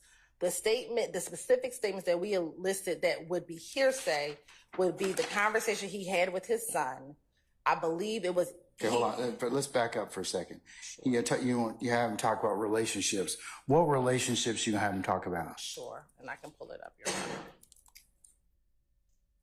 And then my next question is, does he have personal relationships or do you have a basis or foundation to talk about those? Yes, he does. So he's going to talk about his son. He's going to talk about his son. And his other children, because that is important. So Mr. Donovan Thomas has 5 children. What about his other children that's important and relevant for this analysis? So let me start with Donovan and Dontavius and Marquavius Curtis. Marquavius Curtis is also known as Greedy. He is a member of If Gang. Greedy shares a mother with Kelvin Watts, which is also known as Shell Kel. These are individuals that the state's theories that YSL has issues with. They are part of If Gang, Bird Gang. He also has a daughter by the name of Sequoia Cade. What's her name? Sequoia. How do you spell that? S-E- That's for Miss Weaver. Sequoia. The last name Cade. Cave? Cade. Yes, ma'am. She has a child with Kelvin Treadwell, also known as OG Bentley. You've heard testimony about him as he was a part of the incident with Dexter Montgomery, the shooting in 2015, on April 12th of 2015. Okay, so he can testify about this relationships with these children. Correct. Okay. Then he's going to. Why wouldn't that be cumulative already? Because we've heard that. Remember? You haven't heard it with clarity. If we're talking about Miss Edmonds, clarity. I remembered it. So why wouldn't it be? Why wouldn't it be cumulative? I'm just asking because I'm sure Mr. Steele's going to ask you that same question in just a second. He's going to say it's cumulative of things that we've already testified to. So what's distinguishing about this? Because when I heard what I believe some of the testimony that came out last week with Miss Edmond, that was not clear. I believe that there was a thought that Kelvin and Donovan were actually brothers. They are not. They share a brother. But you all, through your examination, distinguished and pulled that out and clarified it. So it was not, Your Honor. It was not distinguished that they are not actually blood related. Well, you all being the state asked a lot of clarification questions because it was kind of confusing to begin with, and you all kind of bear that out. So, I mean, that's from my memory of just listening to the testimony. So what's still kind of, I would say, unclear at this point. So in addition to that, I think the state and the court sees that clarity of their relationship differently, but if the court believes that it was clear, we can move on. The next portion of that is Donovan Thomas, his aspect of the music industry, what he was doing in the music industry, the fact that he had his own entertainment label, that testimony has not come out. Okay, that hasn't come out yet. I would agree with that. In terms of So his dad's going to testify about I guess the development of his business and what he was doing? Correct. That Okay. under his label was his brother initially, which was Greedy. Okay. Also about certain individuals, Gervin Fly Henry. Who, I'm sorry? Gervin Fly Henry. Gervin? Gervin, Girvin. Okay. Henry, who is the owner of TIG Records. The father has knowledge of the beginning of that relationship, how that relationship started, when that relationship started, what Mr. Donovan's role was as far as securing artists for that label. Specifically, he brought Rayshawn Bennett to TIG Records. That's the person also known as Lucci. So that testimony has not come out yet. No. Okay. All right. In addition to that, Your Honor, he can talk more specifically about his son's relationship with DeQuantes Lamar. DeQuantes Lamar, DeQuantes, also known as Rich Homie Quan.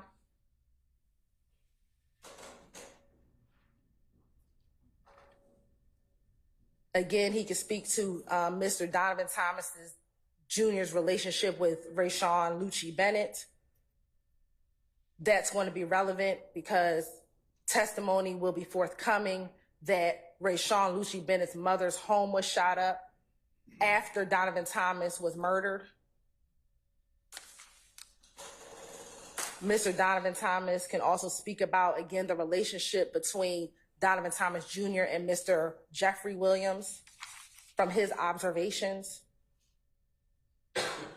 He'll also be able to speak about the relationship between Brian Birdman Williams and Donovan Thomas Jr.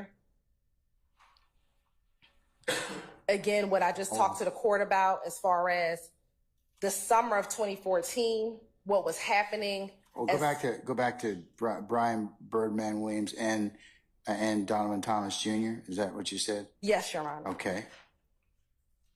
All right. In addition to that, what I spoke about earlier, Your Honor, Mr. Donovan Thomas Jr. can talk about what was happening in the summer of 2014. He will testify that the relationship between Mr. Donovan Thomas Jr. and Mr. Jeffery Williams, as well as Mr. Donovan Thomas Jr. and Mr. Brian Birdman Williams, was cordial, was good, that, Mr. Donovan went to video shoots and things were good. He will testify to that. But he will also testify that in the fall of 2014, that began to change specifically for Mr. Donovan Thomas Jr.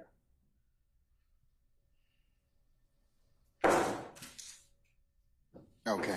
And then that is, again, the conversation that I am speaking of, the hearsay conversation.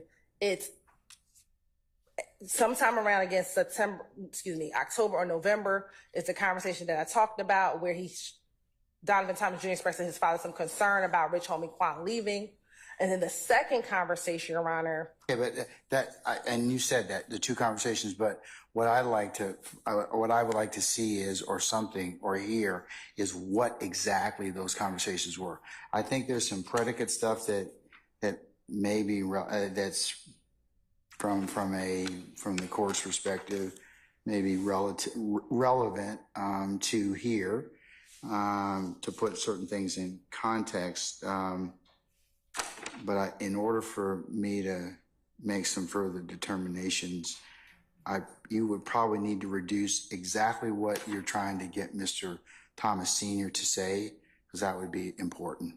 Okay. Is it possible he is prepared? We were prepared to bring him in to testify because for the court, my experiences in residual hearsay motions, that witness will come and testify, so you can hear directly from his mouth what the conversation is, so I don't write something down. Okay, well. So he's prepared to come tomorrow morning. We can make him available. Okay, all right. Thank you. I've given you more than 5 minutes, probably about 30. Mr. Steele?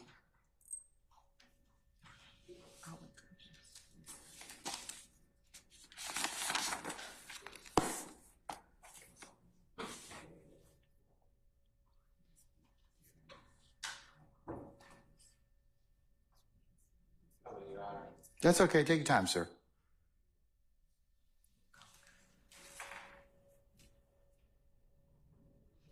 Ms. Hilton and Ms. Love, can you all send Ms. Weaver the pages from the case supplemental report, pages 44 and 45, for purposes of the motion? No, okay, yes, that's fine, when you get it. Oh, it's up now, okay. You know, it's up now, we have it now. Okay, so I'm gonna give you all this back, so you can have it. But if you all could send the court,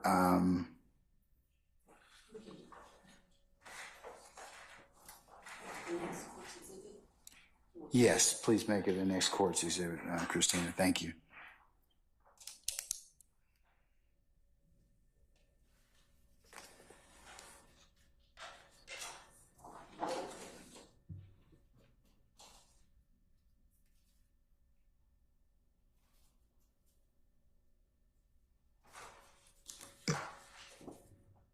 All right, sir, I'm listening. Good afternoon, Your Honor. Good afternoon, everyone. Your Honor, I ask you to not permit any statements under OCGA Section 24-8-807 for the following 4 reasons. First of all, the notice itself is late. I don't have any. I'm going to hear for the first time, when you hear for the first time, I guess tomorrow, what the exact statements are. That violates the law.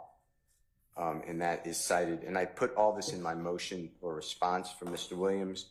Do you have a copy of that, sir? I could email it to you if I don't have a hard copy. Let me see if you emailed it to all of us? Yes, on Friday, this past Friday.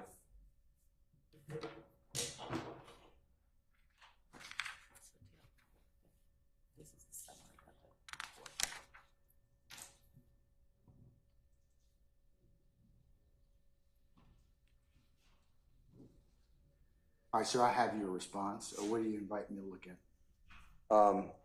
Well, the first paragraph, in paragraph 2 actually, cites Carter and Brooks. And OCGA Section 24-8-807, Georgia courts have adopted the 11th Circuit, and they call it the last resort. That's a quote-unquote attempt by a party to introduce hearsay evidence and should be used, and this is a quote from the cases, very rarely, and only in exceptional circumstances, and only when there exists certain exceptional guarantees of trustworthiness and high degrees of probativeness and necessity.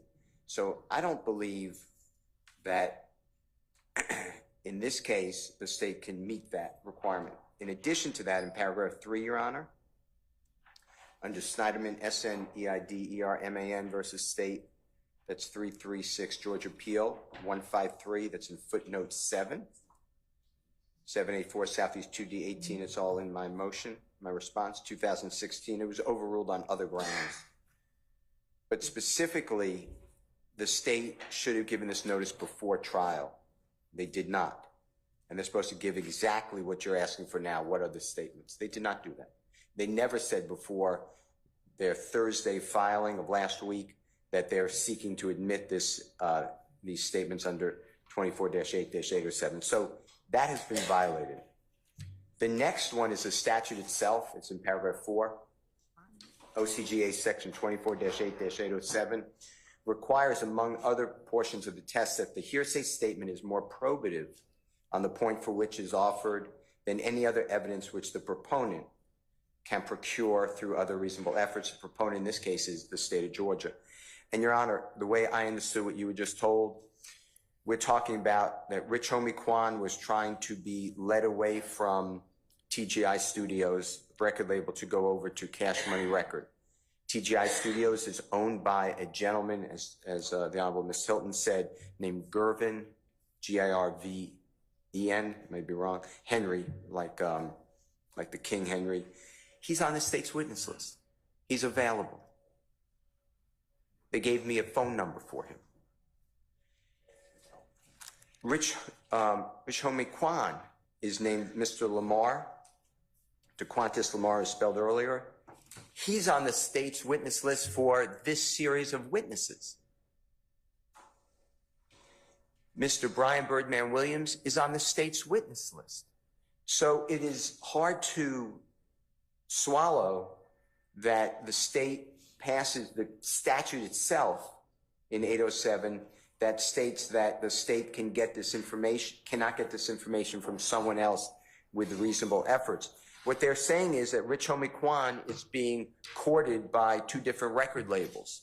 Well, they have the record label people right here and Rich Homie Kwan, or excuse me, Mr. Lamar, his performer known as Rich Homie Kwan.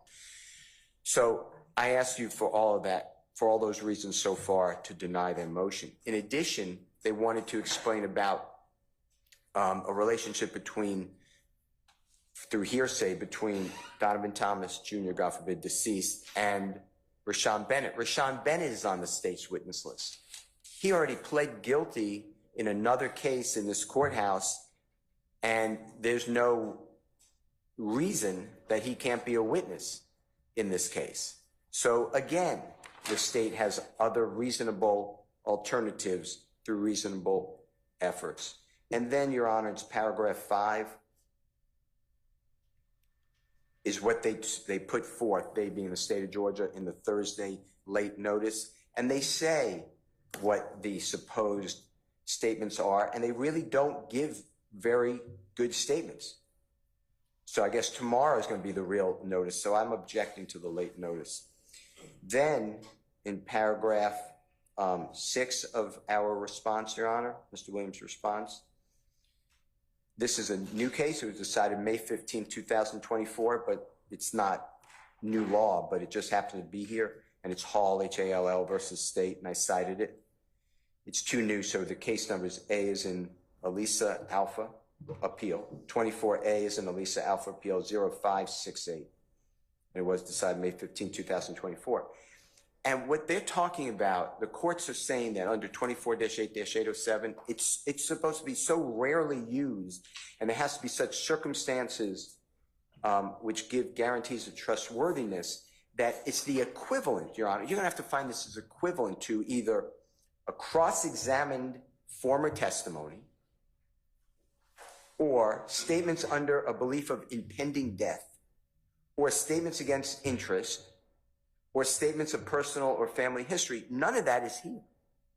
So for all those reasons, I ask you to, right now, without even hearing from Mr. Thomas tomorrow morning, that the state just utterly failed the test. You know, the law gives us our rules, whether we like them or not. The law gives us our rules, and the state here did not give proper notice. I heard your concerns at the beginning, Your Honor. You said the first one was notice. The second one is guarantees of trustworthiness and inherent bias. I've answered those two, I believe. The next one is what is said exactly. That's part of the notice. I don't know. The next one is there's no cross-examination of deceased, which triggers confrontation clause. And you're right, and Ms. Hilton's right. I agree with Ms. Hilton that testimonial evidence is evidence that is going to be used for a prosecution, just like you did in the Pitts case. But in this case, the statements are found in Mr. Sprinkle's report, which is a prosecutor's report made for the purposes of prosecution. And also, we can't cross-examine the deceased. Yeah. So I'm stuck with what the father who, you know, and I feel terrible for the man. I mean, everyone feels nothing but sympathy for that family. I mean, we saw the video. I mean, it's outrageous. But how do we get a fair trial by cross-examining the father on statements made by the deceased, supposedly made, when the real witnesses are here anyway? So I can't get over the confrontation clause issue. We should have the right to cross-examine Mr. Gervin, Mr. Bennett, Mr. Lamar, Mr. Birdman, Brian Birdman Williams. And then you asked about cumulative, because the beef was already testified to. And the state responded that no, not really. And I challenge that because I sit here attentive every day, and I go back and I review notes every single day. Detective Gaither said that this beef, that's what it's been called, goes back to October of 2014. Detective Dennis said this beef goes back to 2014. Over strenuous objections, this honorable court allowed, based upon your investigation, witness after witness say, we had a shooting here, we had a drive-by here, this is the victim and this is the person. In this case, people from YSL were the victim. Mr. Shannon Stillwell was a victim. The person next to him got killed. In this case, the victim was IF people, and the defendants are people who are associated with YSL. So, Your Honor, I will answer any of your questions, but I am objecting under the law, and if the state really wanted this to come in, they should have, just done what you tell us to do, what everyone tells us to do, just follow the rules. And they've all been broken, and we're getting noticed during trial. And I don't think that that's something that the courts overlook. I mean, we will obviously go with whatever you say, but to me, there are real witnesses here who could testify. If Donovan Thomas was concerned that Rich Homie Quan is getting courted by Birdman Williams, Rich Homie Quan is a better witness than Donovan Thomas's father. If Rich Homie Quan is concerned that Jeffery Williams is trying to get him over to Cash Money Records, Rich Homie Quan is a better witness than the father of Donovan Thomas Jr. Those are my... my questions being is, I think he can, they're trying to get Senior, the father of Donovan, to testify about the relationship between his children and that. I have some, I believe that's been testified to, but I think he could probably give some background and fill in some, the full extent of that particular relationship between his children and those folks. I guess my second thing is, with Donovan Thomas and Mr. Garvin Henry, is Mr. Henry available as a witness? Yes. I've spoken with him. The state has him on their witness list. I have good information, contact information for him. Okay. The state gave me the contact information that I have. All right, and Mr. DeQuintus Lamar, who's Rich Homie Quan Sage name, is he available? Is he on? He's already been subpoenaed. The state filed the subpoena. It came up on whatever we get. We get a copy of the. What about Rashawn Bennett? He's unfortunately the most available because he's in your custody. Not your custody. He's in the custody of the state of Georgia prison system. Okay. So a production order can get him here. All right, and Brian Birdman Williams? He's on the state's witness list. I've spoken with him as well. He's available. Okay, all right. He's out of state. Okay. But he's available. He lives in the state of, I'm not really sure actually. It's either Louisiana, Florida, or I'm not sure. I don't want to speak for where the gentleman is, but he's available. All right. Okay. Yes, Mr. Steele, thank you. No, thank you, Your Honor. Okay.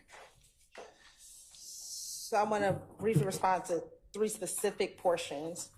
I heard Mr. Steele say, well, it's a confrontation clause. I believe the court said, well, that's a statement made to Mr. Sprinkle. The statement that we are looking to, Your Honor, is not the statement that Mr. Donovan Thomas Sr. told Mr. Sprinkle. It is what the declarant, who is a deceased individual, spoke to his father. And I want to point the court specifically to Rivers v. State, which is 77 Federal 3rd 1306, which is an 11th Circuit 2015 case. Sure, Rivers v. State, or River v. United States, excuse me, 777 Federal 3rd 1306 at Penn Site 1313. Okay. And what that says, Rule 807 analysis must consider whether the statements have guarantees of trustworthiness given the circumstances under which they were made. We examine the trustworthiness of the declarant who originally made the statement, not the trustworthiness of the witness reciting the statement. Okay. So again, we're looking not to what Mr. Donovan Thomas Sr. told Mike Sprinkle, but what did Mr. Donovan Thomas Jr. tell his father? And the reason why Rich Homie Quan, Gervin Fly Henry, and Birdman are not the individuals to speak to that is because they don't have the same relationship that Donovan Thomas Jr. has with his father. And so when we're looking at the case analysis, what you're talking about as far as trustworthiness is what is the relationship between the declarant and the person who's going to come and tell the court or the jury what the statement was. So Rich Homie Quan does not have the same level of a relationship that Mr. Donovan Thomas Jr. had with his father. He spoke to his father every day. He didn't speak to Rich Homie Quan every day. He spoke to his father every day. He didn't speak to Gervin Fly Henry every day. He didn't speak to Birdman every day. So when you're looking at determining the trustworthiness, it is the trustworthiness of who the declarant is speaking to. And specifically, I want to cite to the case that Mr. Steele actually cited in his motion, which is the Hall v. State case, Your Honor. And specifically,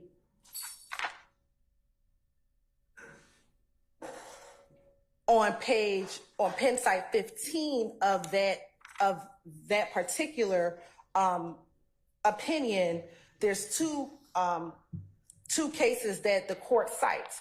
One is Ash v. State, which said that statements had sufficient guarantees of trustworthiness where the witness and declarant had a close relationship and talked to each other daily.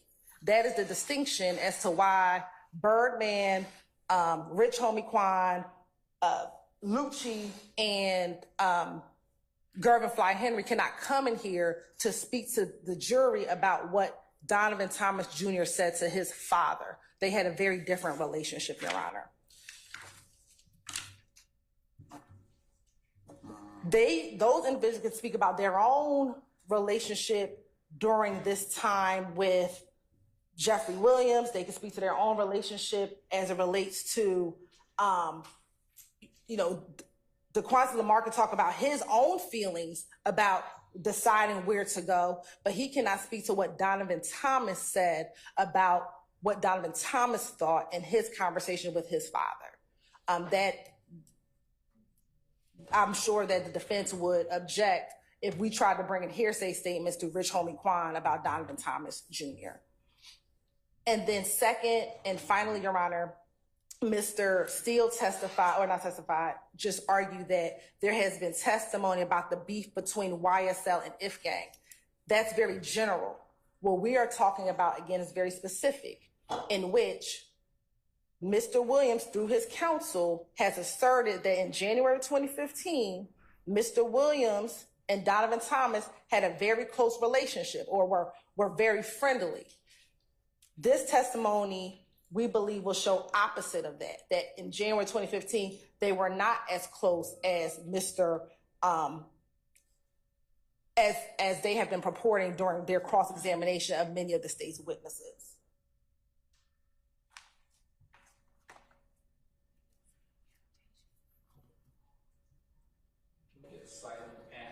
Sure, Ash v. State. I'm looking at Hall right now, so that you can... Okay.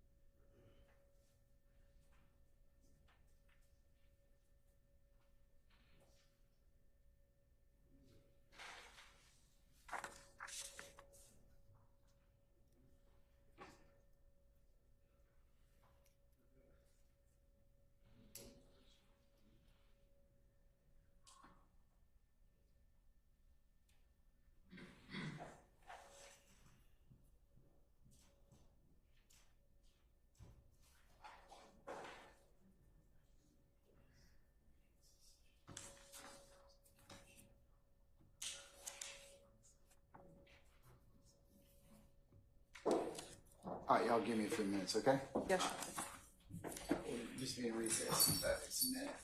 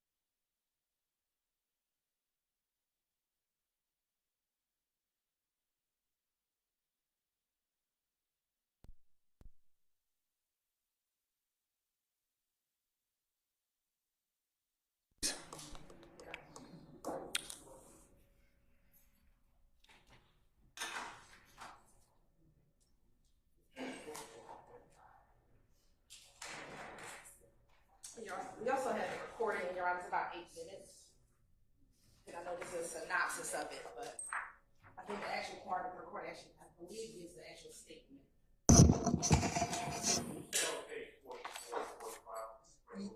Yes, Yes. page 44 and 45, and then the actual recording is about 8 minutes long in discovery.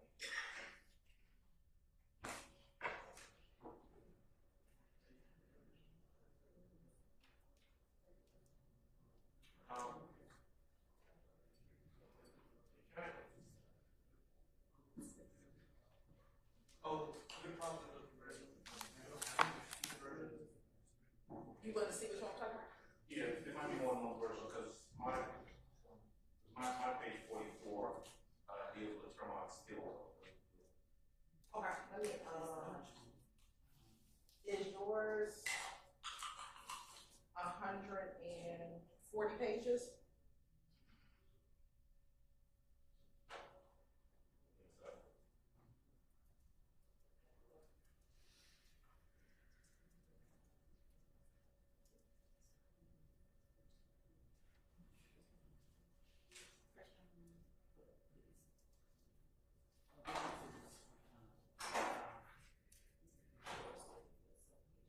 Mine is 100 and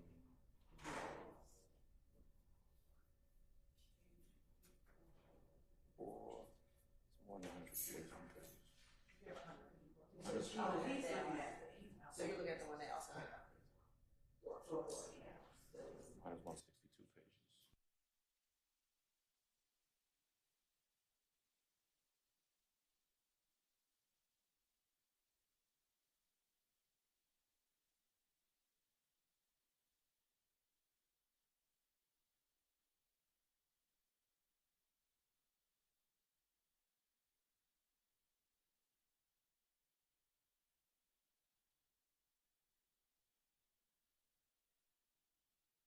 Let me search for it.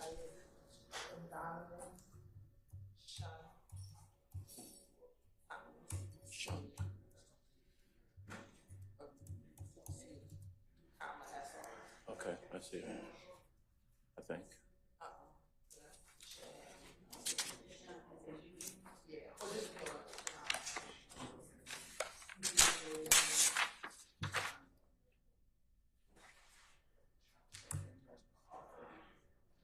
Oh, plus four Steve Parks.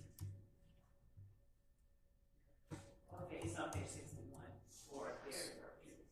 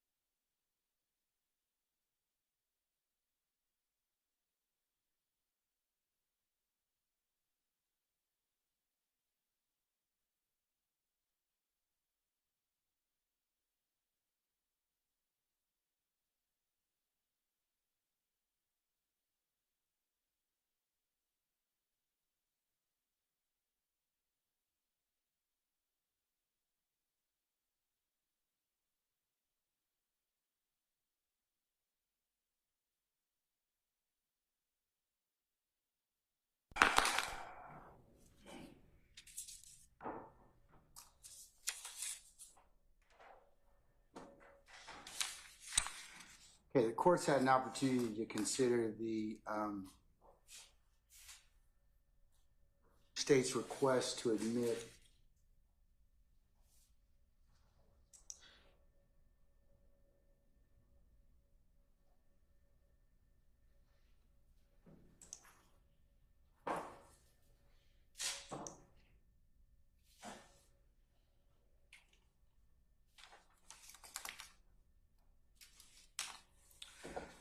state's notice of intent to introduce hearsay evidence pursuant to 24-8-807, filed on May the 23rd of 2024, which I'll include, as I mentioned earlier, as the next court's exhibit in order for purposes of making admissibility determination. The court's also considered Mr. Steele's response, filed. Mr. Steele, was it filed on the 24th of May? That's right, sir, the next day. Okay, and I'll include your email and your Mr. Williams' response in objection. A response in objection to the state's notice of intent to introduce hearsay evidence pursuant to 24-8-807 as the next court exhibit in order. The court will also take judicial notice of the following, that this trial commenced on 4 January of 2023 or thereabouts, and we had motions in this case in December of 2022. I'm also going to consider as the next court's exhibits in order as the court will term it, the Sprinkle Report, pages 44 and 45, pertaining to the inquiry or interview of Mr. Donovan Thomas Sr. by Senior ADA Michael Sprinkle as the next court exhibit in order. In making the determination of whether or not to admit residual hearsay under 24-8-807, the court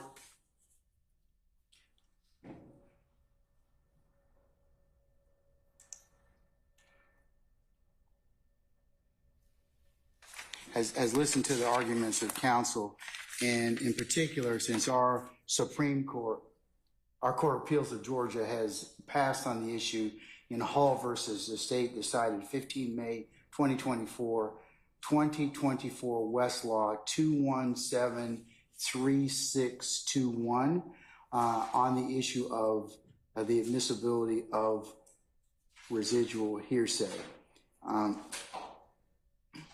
Under 24-8-807, Rule 807, this is a residual exception to the hearsay, the rule against hearsay.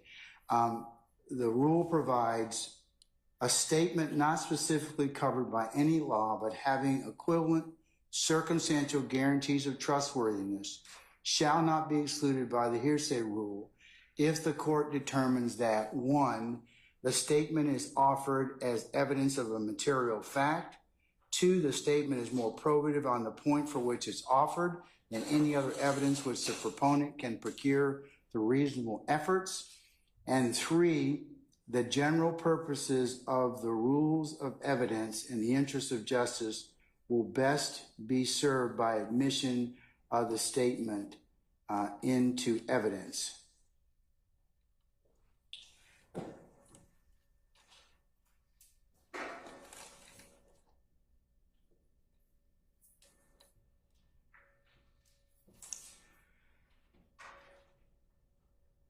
The statute also goes on to indicate, however, a statement may not be admitted under this code section unless the proponent of it makes known to the adverse party sufficient in advance of the trial or hearing to provide the adverse party with a fair opportunity to prepare to meet it, the proponent's intention to offer the statement, and the particulars of it, including the name and address of the declarant. Now, taking a look at the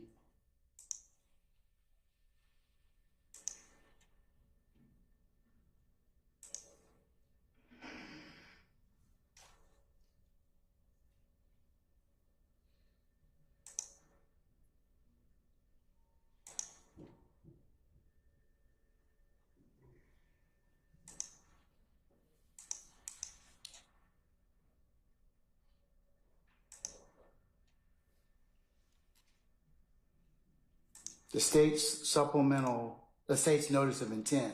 This is what they indicate to the court and their colleagues that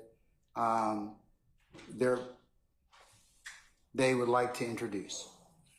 In pertinent part, and I quote, "Thus, the state intends to offer into evidence statements of the homicide victim, Donovan Thomas Jr., through his father, Donovan Thomas Sr.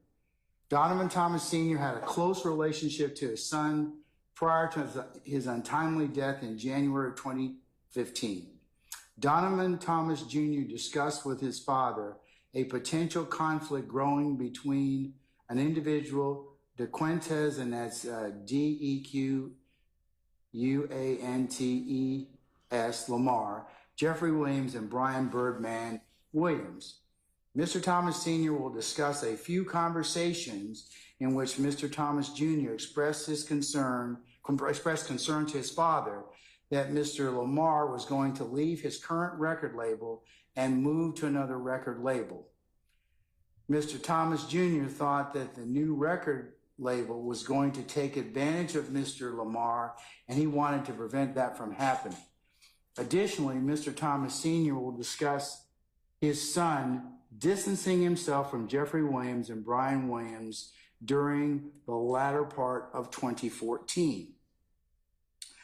The state has also indicated that they wish to get into several groupings of conversations between Mr. Thomas Sr. and Mr. Thomas Jr., Mr. Thomas Jr. being the decedent. One is his children, and there are several groupings of children that we've heard involving Shell, Kell, and Greedy, and Miss Cave. I'm just using that for purposes of our discussion. I want to make sure that I covered that at least in some pertinent part. The other areas are Donovan Thomas Jr. and Mr. Garvin Henry. Third grouping, Rich Homie Quan. Fourth grouping was Sean Lucci Bennett. Fifth grouping, Jeffrey Williams. Sixth grouping, Brian Birdman Williams. And seventh grouping, the relationship conversations, two pertinent conversations in the fall of 2014. I want to distinguish that because I have to, for purposes of making a determination that will be potentially reviewed, is that under Rule 807, and I'm quoting from Hall versus the state, Chief Judge Mercier writing this opinion. Under Rule 807, a trial court's decision to admit hearsay evidence is reviewed for abuse of discretion, Tanner versus the state, 301 Georgia 852, pinpoint 856. An appellate court should be particularly hesitant to overturn a trial court's admissibility ruling under the residual hearsay exception, absent a definite and firm conviction that the court made a clear error of judgment in the conclusion it reached upon weighing other relevant factors. And the relevant factors are the three factors of that the court entered, I talked about earlier. The statement is offered as evidence of material fact. The statement is more probative on the point on which is offered than any other evidence which the proponent can produce through reasonable efforts. And three, the general purposes of rules of evidence in the interest of justice will best be served by admission of the statement into evidence. And that's Thompson versus the state, 302 Georgia 533. As a general matter, the trial court does not abuse discretion by admitting evidence when the the requirements of OCGA 24-8-807 1 through 3 are met, and the trial court concludes that the statements in question have sufficient guarantees of trustworthiness because of the circumstances under which they were originally made, and that's Rawls, R-A-W-L-S versus the state, 310 Georgia 209 pinpoint 214 head note 3. Factors to be considered with regard to the admissibility of these statements include a consideration of the trustworthiness of the original declarant, given the circumstances in which they were first made, and whether the guarantees of trustworthiness exist that are equivalent in significance to the specific hearsay exceptions enumerated in Federal Rules of Evidence 803 and 804.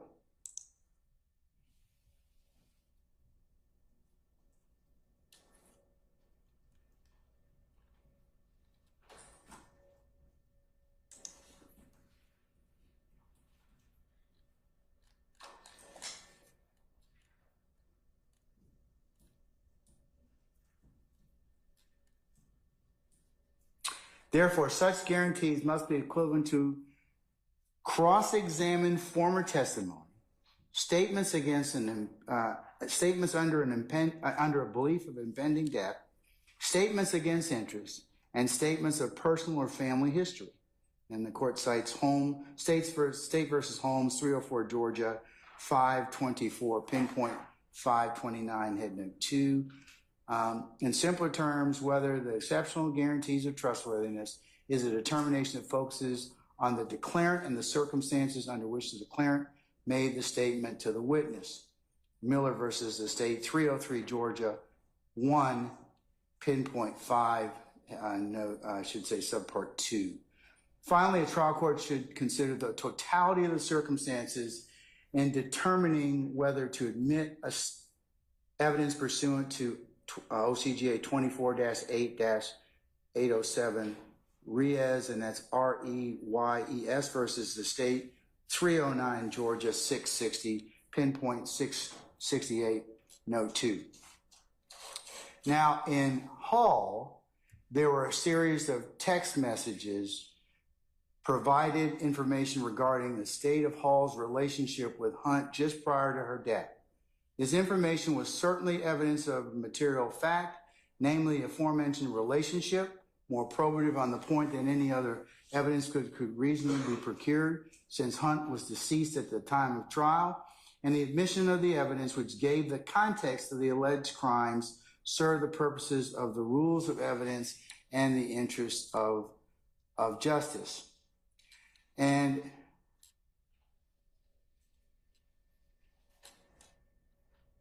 And contrary to Hall's main contention on appeal, the trial court did not abuse its discretion by finding these particular texts between Hunt and Ashby contained sufficient guarantees of trustworthiness.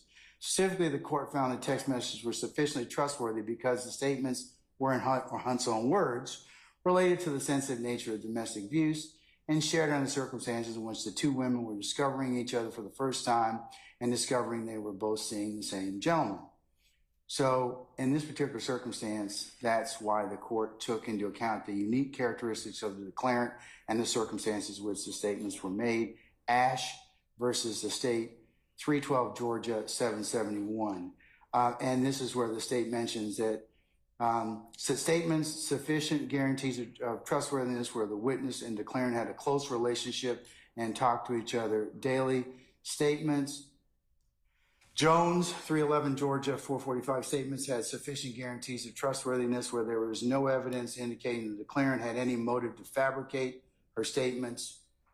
Tanner versus the state, 301 Georgia 852, statements had sufficient guarantees of trustworthiness where the witness and declarant had a close relationship and declarant had no apparent reason to lie, and the statements were consistent with other evidence.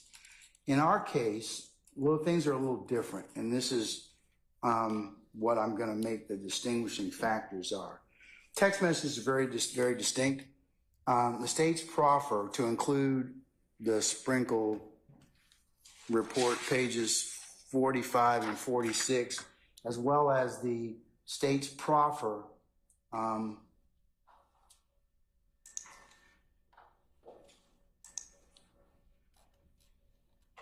fail to tell the court and the parties. In fact, Ms. Hilton, the state's representative, indicated that I would probably have to hear testimony on that issue specifically as to what Mr. Thomas Sr. was going to testify to. That doesn't meet the letter and spirit of 24-8-807 in the sense that we don't know. We have groupings of what he may say. We don't know exactly what he's going to say. And that's the first reason. And taking a look at the totality of the circumstances and weighing the other factors,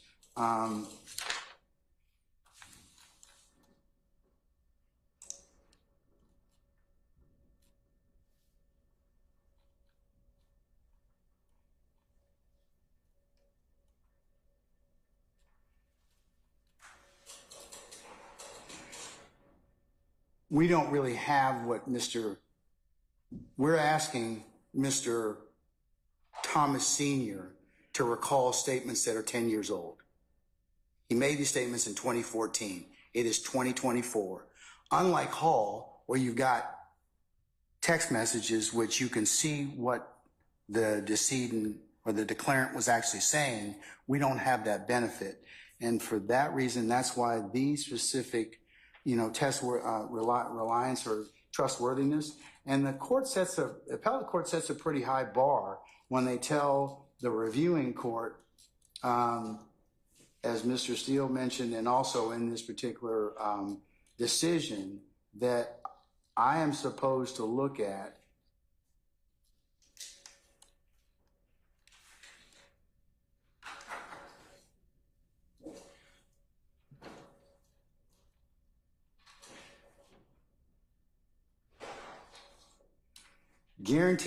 such guarantees must be equivalent to cross-examined former testimony, statements of a belief of impending death, statements against interest, and statements of statements of personal and family history. That's pretty high in terms of what I have to consider in terms of the admissibility threshold under 807. But in taking a look at Hall, it's very much distinguishing because we had the benefit of looking at what the decedent actually was saying and weighing it in terms of the trustworthiness. In this particular circumstance, the court does not find that it has the same guarantees of trustworthiness. So I'm going to grant the defense's motion to exclude these statements under 807. However, and let me make that very clear. I'm not gonna permit the conversations about the two relationships and the two conversations in the fall of 2014. You can talk about his children. He can certainly clarify the relationships between Marquavius Greedy, Shellcow, and Sequoia Cove. Certainly those would be probably relevant, but the other ones in terms of Mr. Donovan Thomas, Garvin Henry, Rich Homie Quan, LaShawn Lucci Bennett, Jeffrey Williams, Brian Birdman Williams would not be admissible at this point in time. But however, if you can lay foundation as to the relationship of his children, I certainly think that would be relevant and material. That's not saying as well, as was mentioned earlier, if the state decides to call with the exception of Mr. Jeffery Williams, the other parties in this particular case for their relationships that may or may not be relevant, you certainly may. I'm not in any way telling you cannot call those particular witnesses for other purposes. Mr. Steele, I'll have you, if you would please do a suitable order for my signature, send that to your colleagues from the state, please. Thank you. Aaron, can I get clarity? Is it just that Mr. Donovan Thomas cannot speak about what his son told him, but he can speak about his own observations?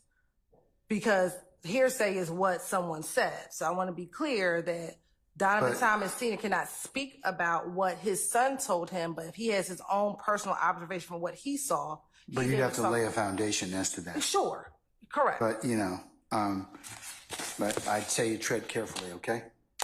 I won't have him talk about anything that anyone said, but I believe he can talk about his own personal He actions. certainly can testify about that as long as you lay a predicate and a foundation about that. Sure. Certainly, that would certainly not be under the realm of impossibilities, okay? Thank you, Your Honor. All right, anything else, folks? Yes, Your Honor, just real briefly on that topic. No, just no. Okay, stop talking. 30 seconds. Stop talking. No, what does he want to tell me? I'll be very brief. I know that the state indicated that they wanted to talk about the family relationship or the children or something of that nature.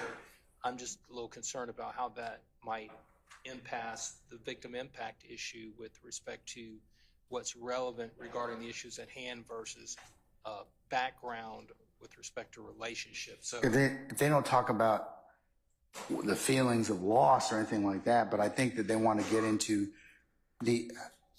because remember when we were, Ms. Hilton was talking about earlier, we had another witness talk about whose child was who and what that needed, and then that I mean, they eventually clarified it, but I think that would probably be okay to explain what relationships that, if he can, Mr. Donald Thomas Sr., but as long as he doesn't testify about the loss of his child and violate victim impact, yes, I think that would be appropriate. thank you, Your Honor. Okay? Anybody else? Mr. Steele, have I ruled completely on your motion? Yes. Okay. All right, sir, if you could just have a written response within about a week, is that fine? Yes. Okay. All right. Any clarifications as to what you can and cannot talk about in regards to Mr. Thomas Sr.? My understanding, he can't talk about what anybody else said. That's right. And he can't talk about what conversations he had with his son. Okay, but Correct. he can testify about what his observations were. He can certainly testify about the relationships with his children. Okay, but these other folks, you know, that would be. But he can talk about his observation that he's seen with these other people. If you can lay a foundation. Yes, I believe. For example, if he doesn't know or he doesn't have any, for example, conversations about Donovan Thomas, and then you got to really think about why are you asking about that? Because it may get you into hot water. So I'm just telling you, just tread lightly, okay? Thank you, Your Honor. All right, okay. Folks, unless you have anything else at this point in time, thank you for your patience, and we will see you all tomorrow morning, 9:30 for an anticipated 10 o'clock start time, all right? Okay, we're in recess. All right.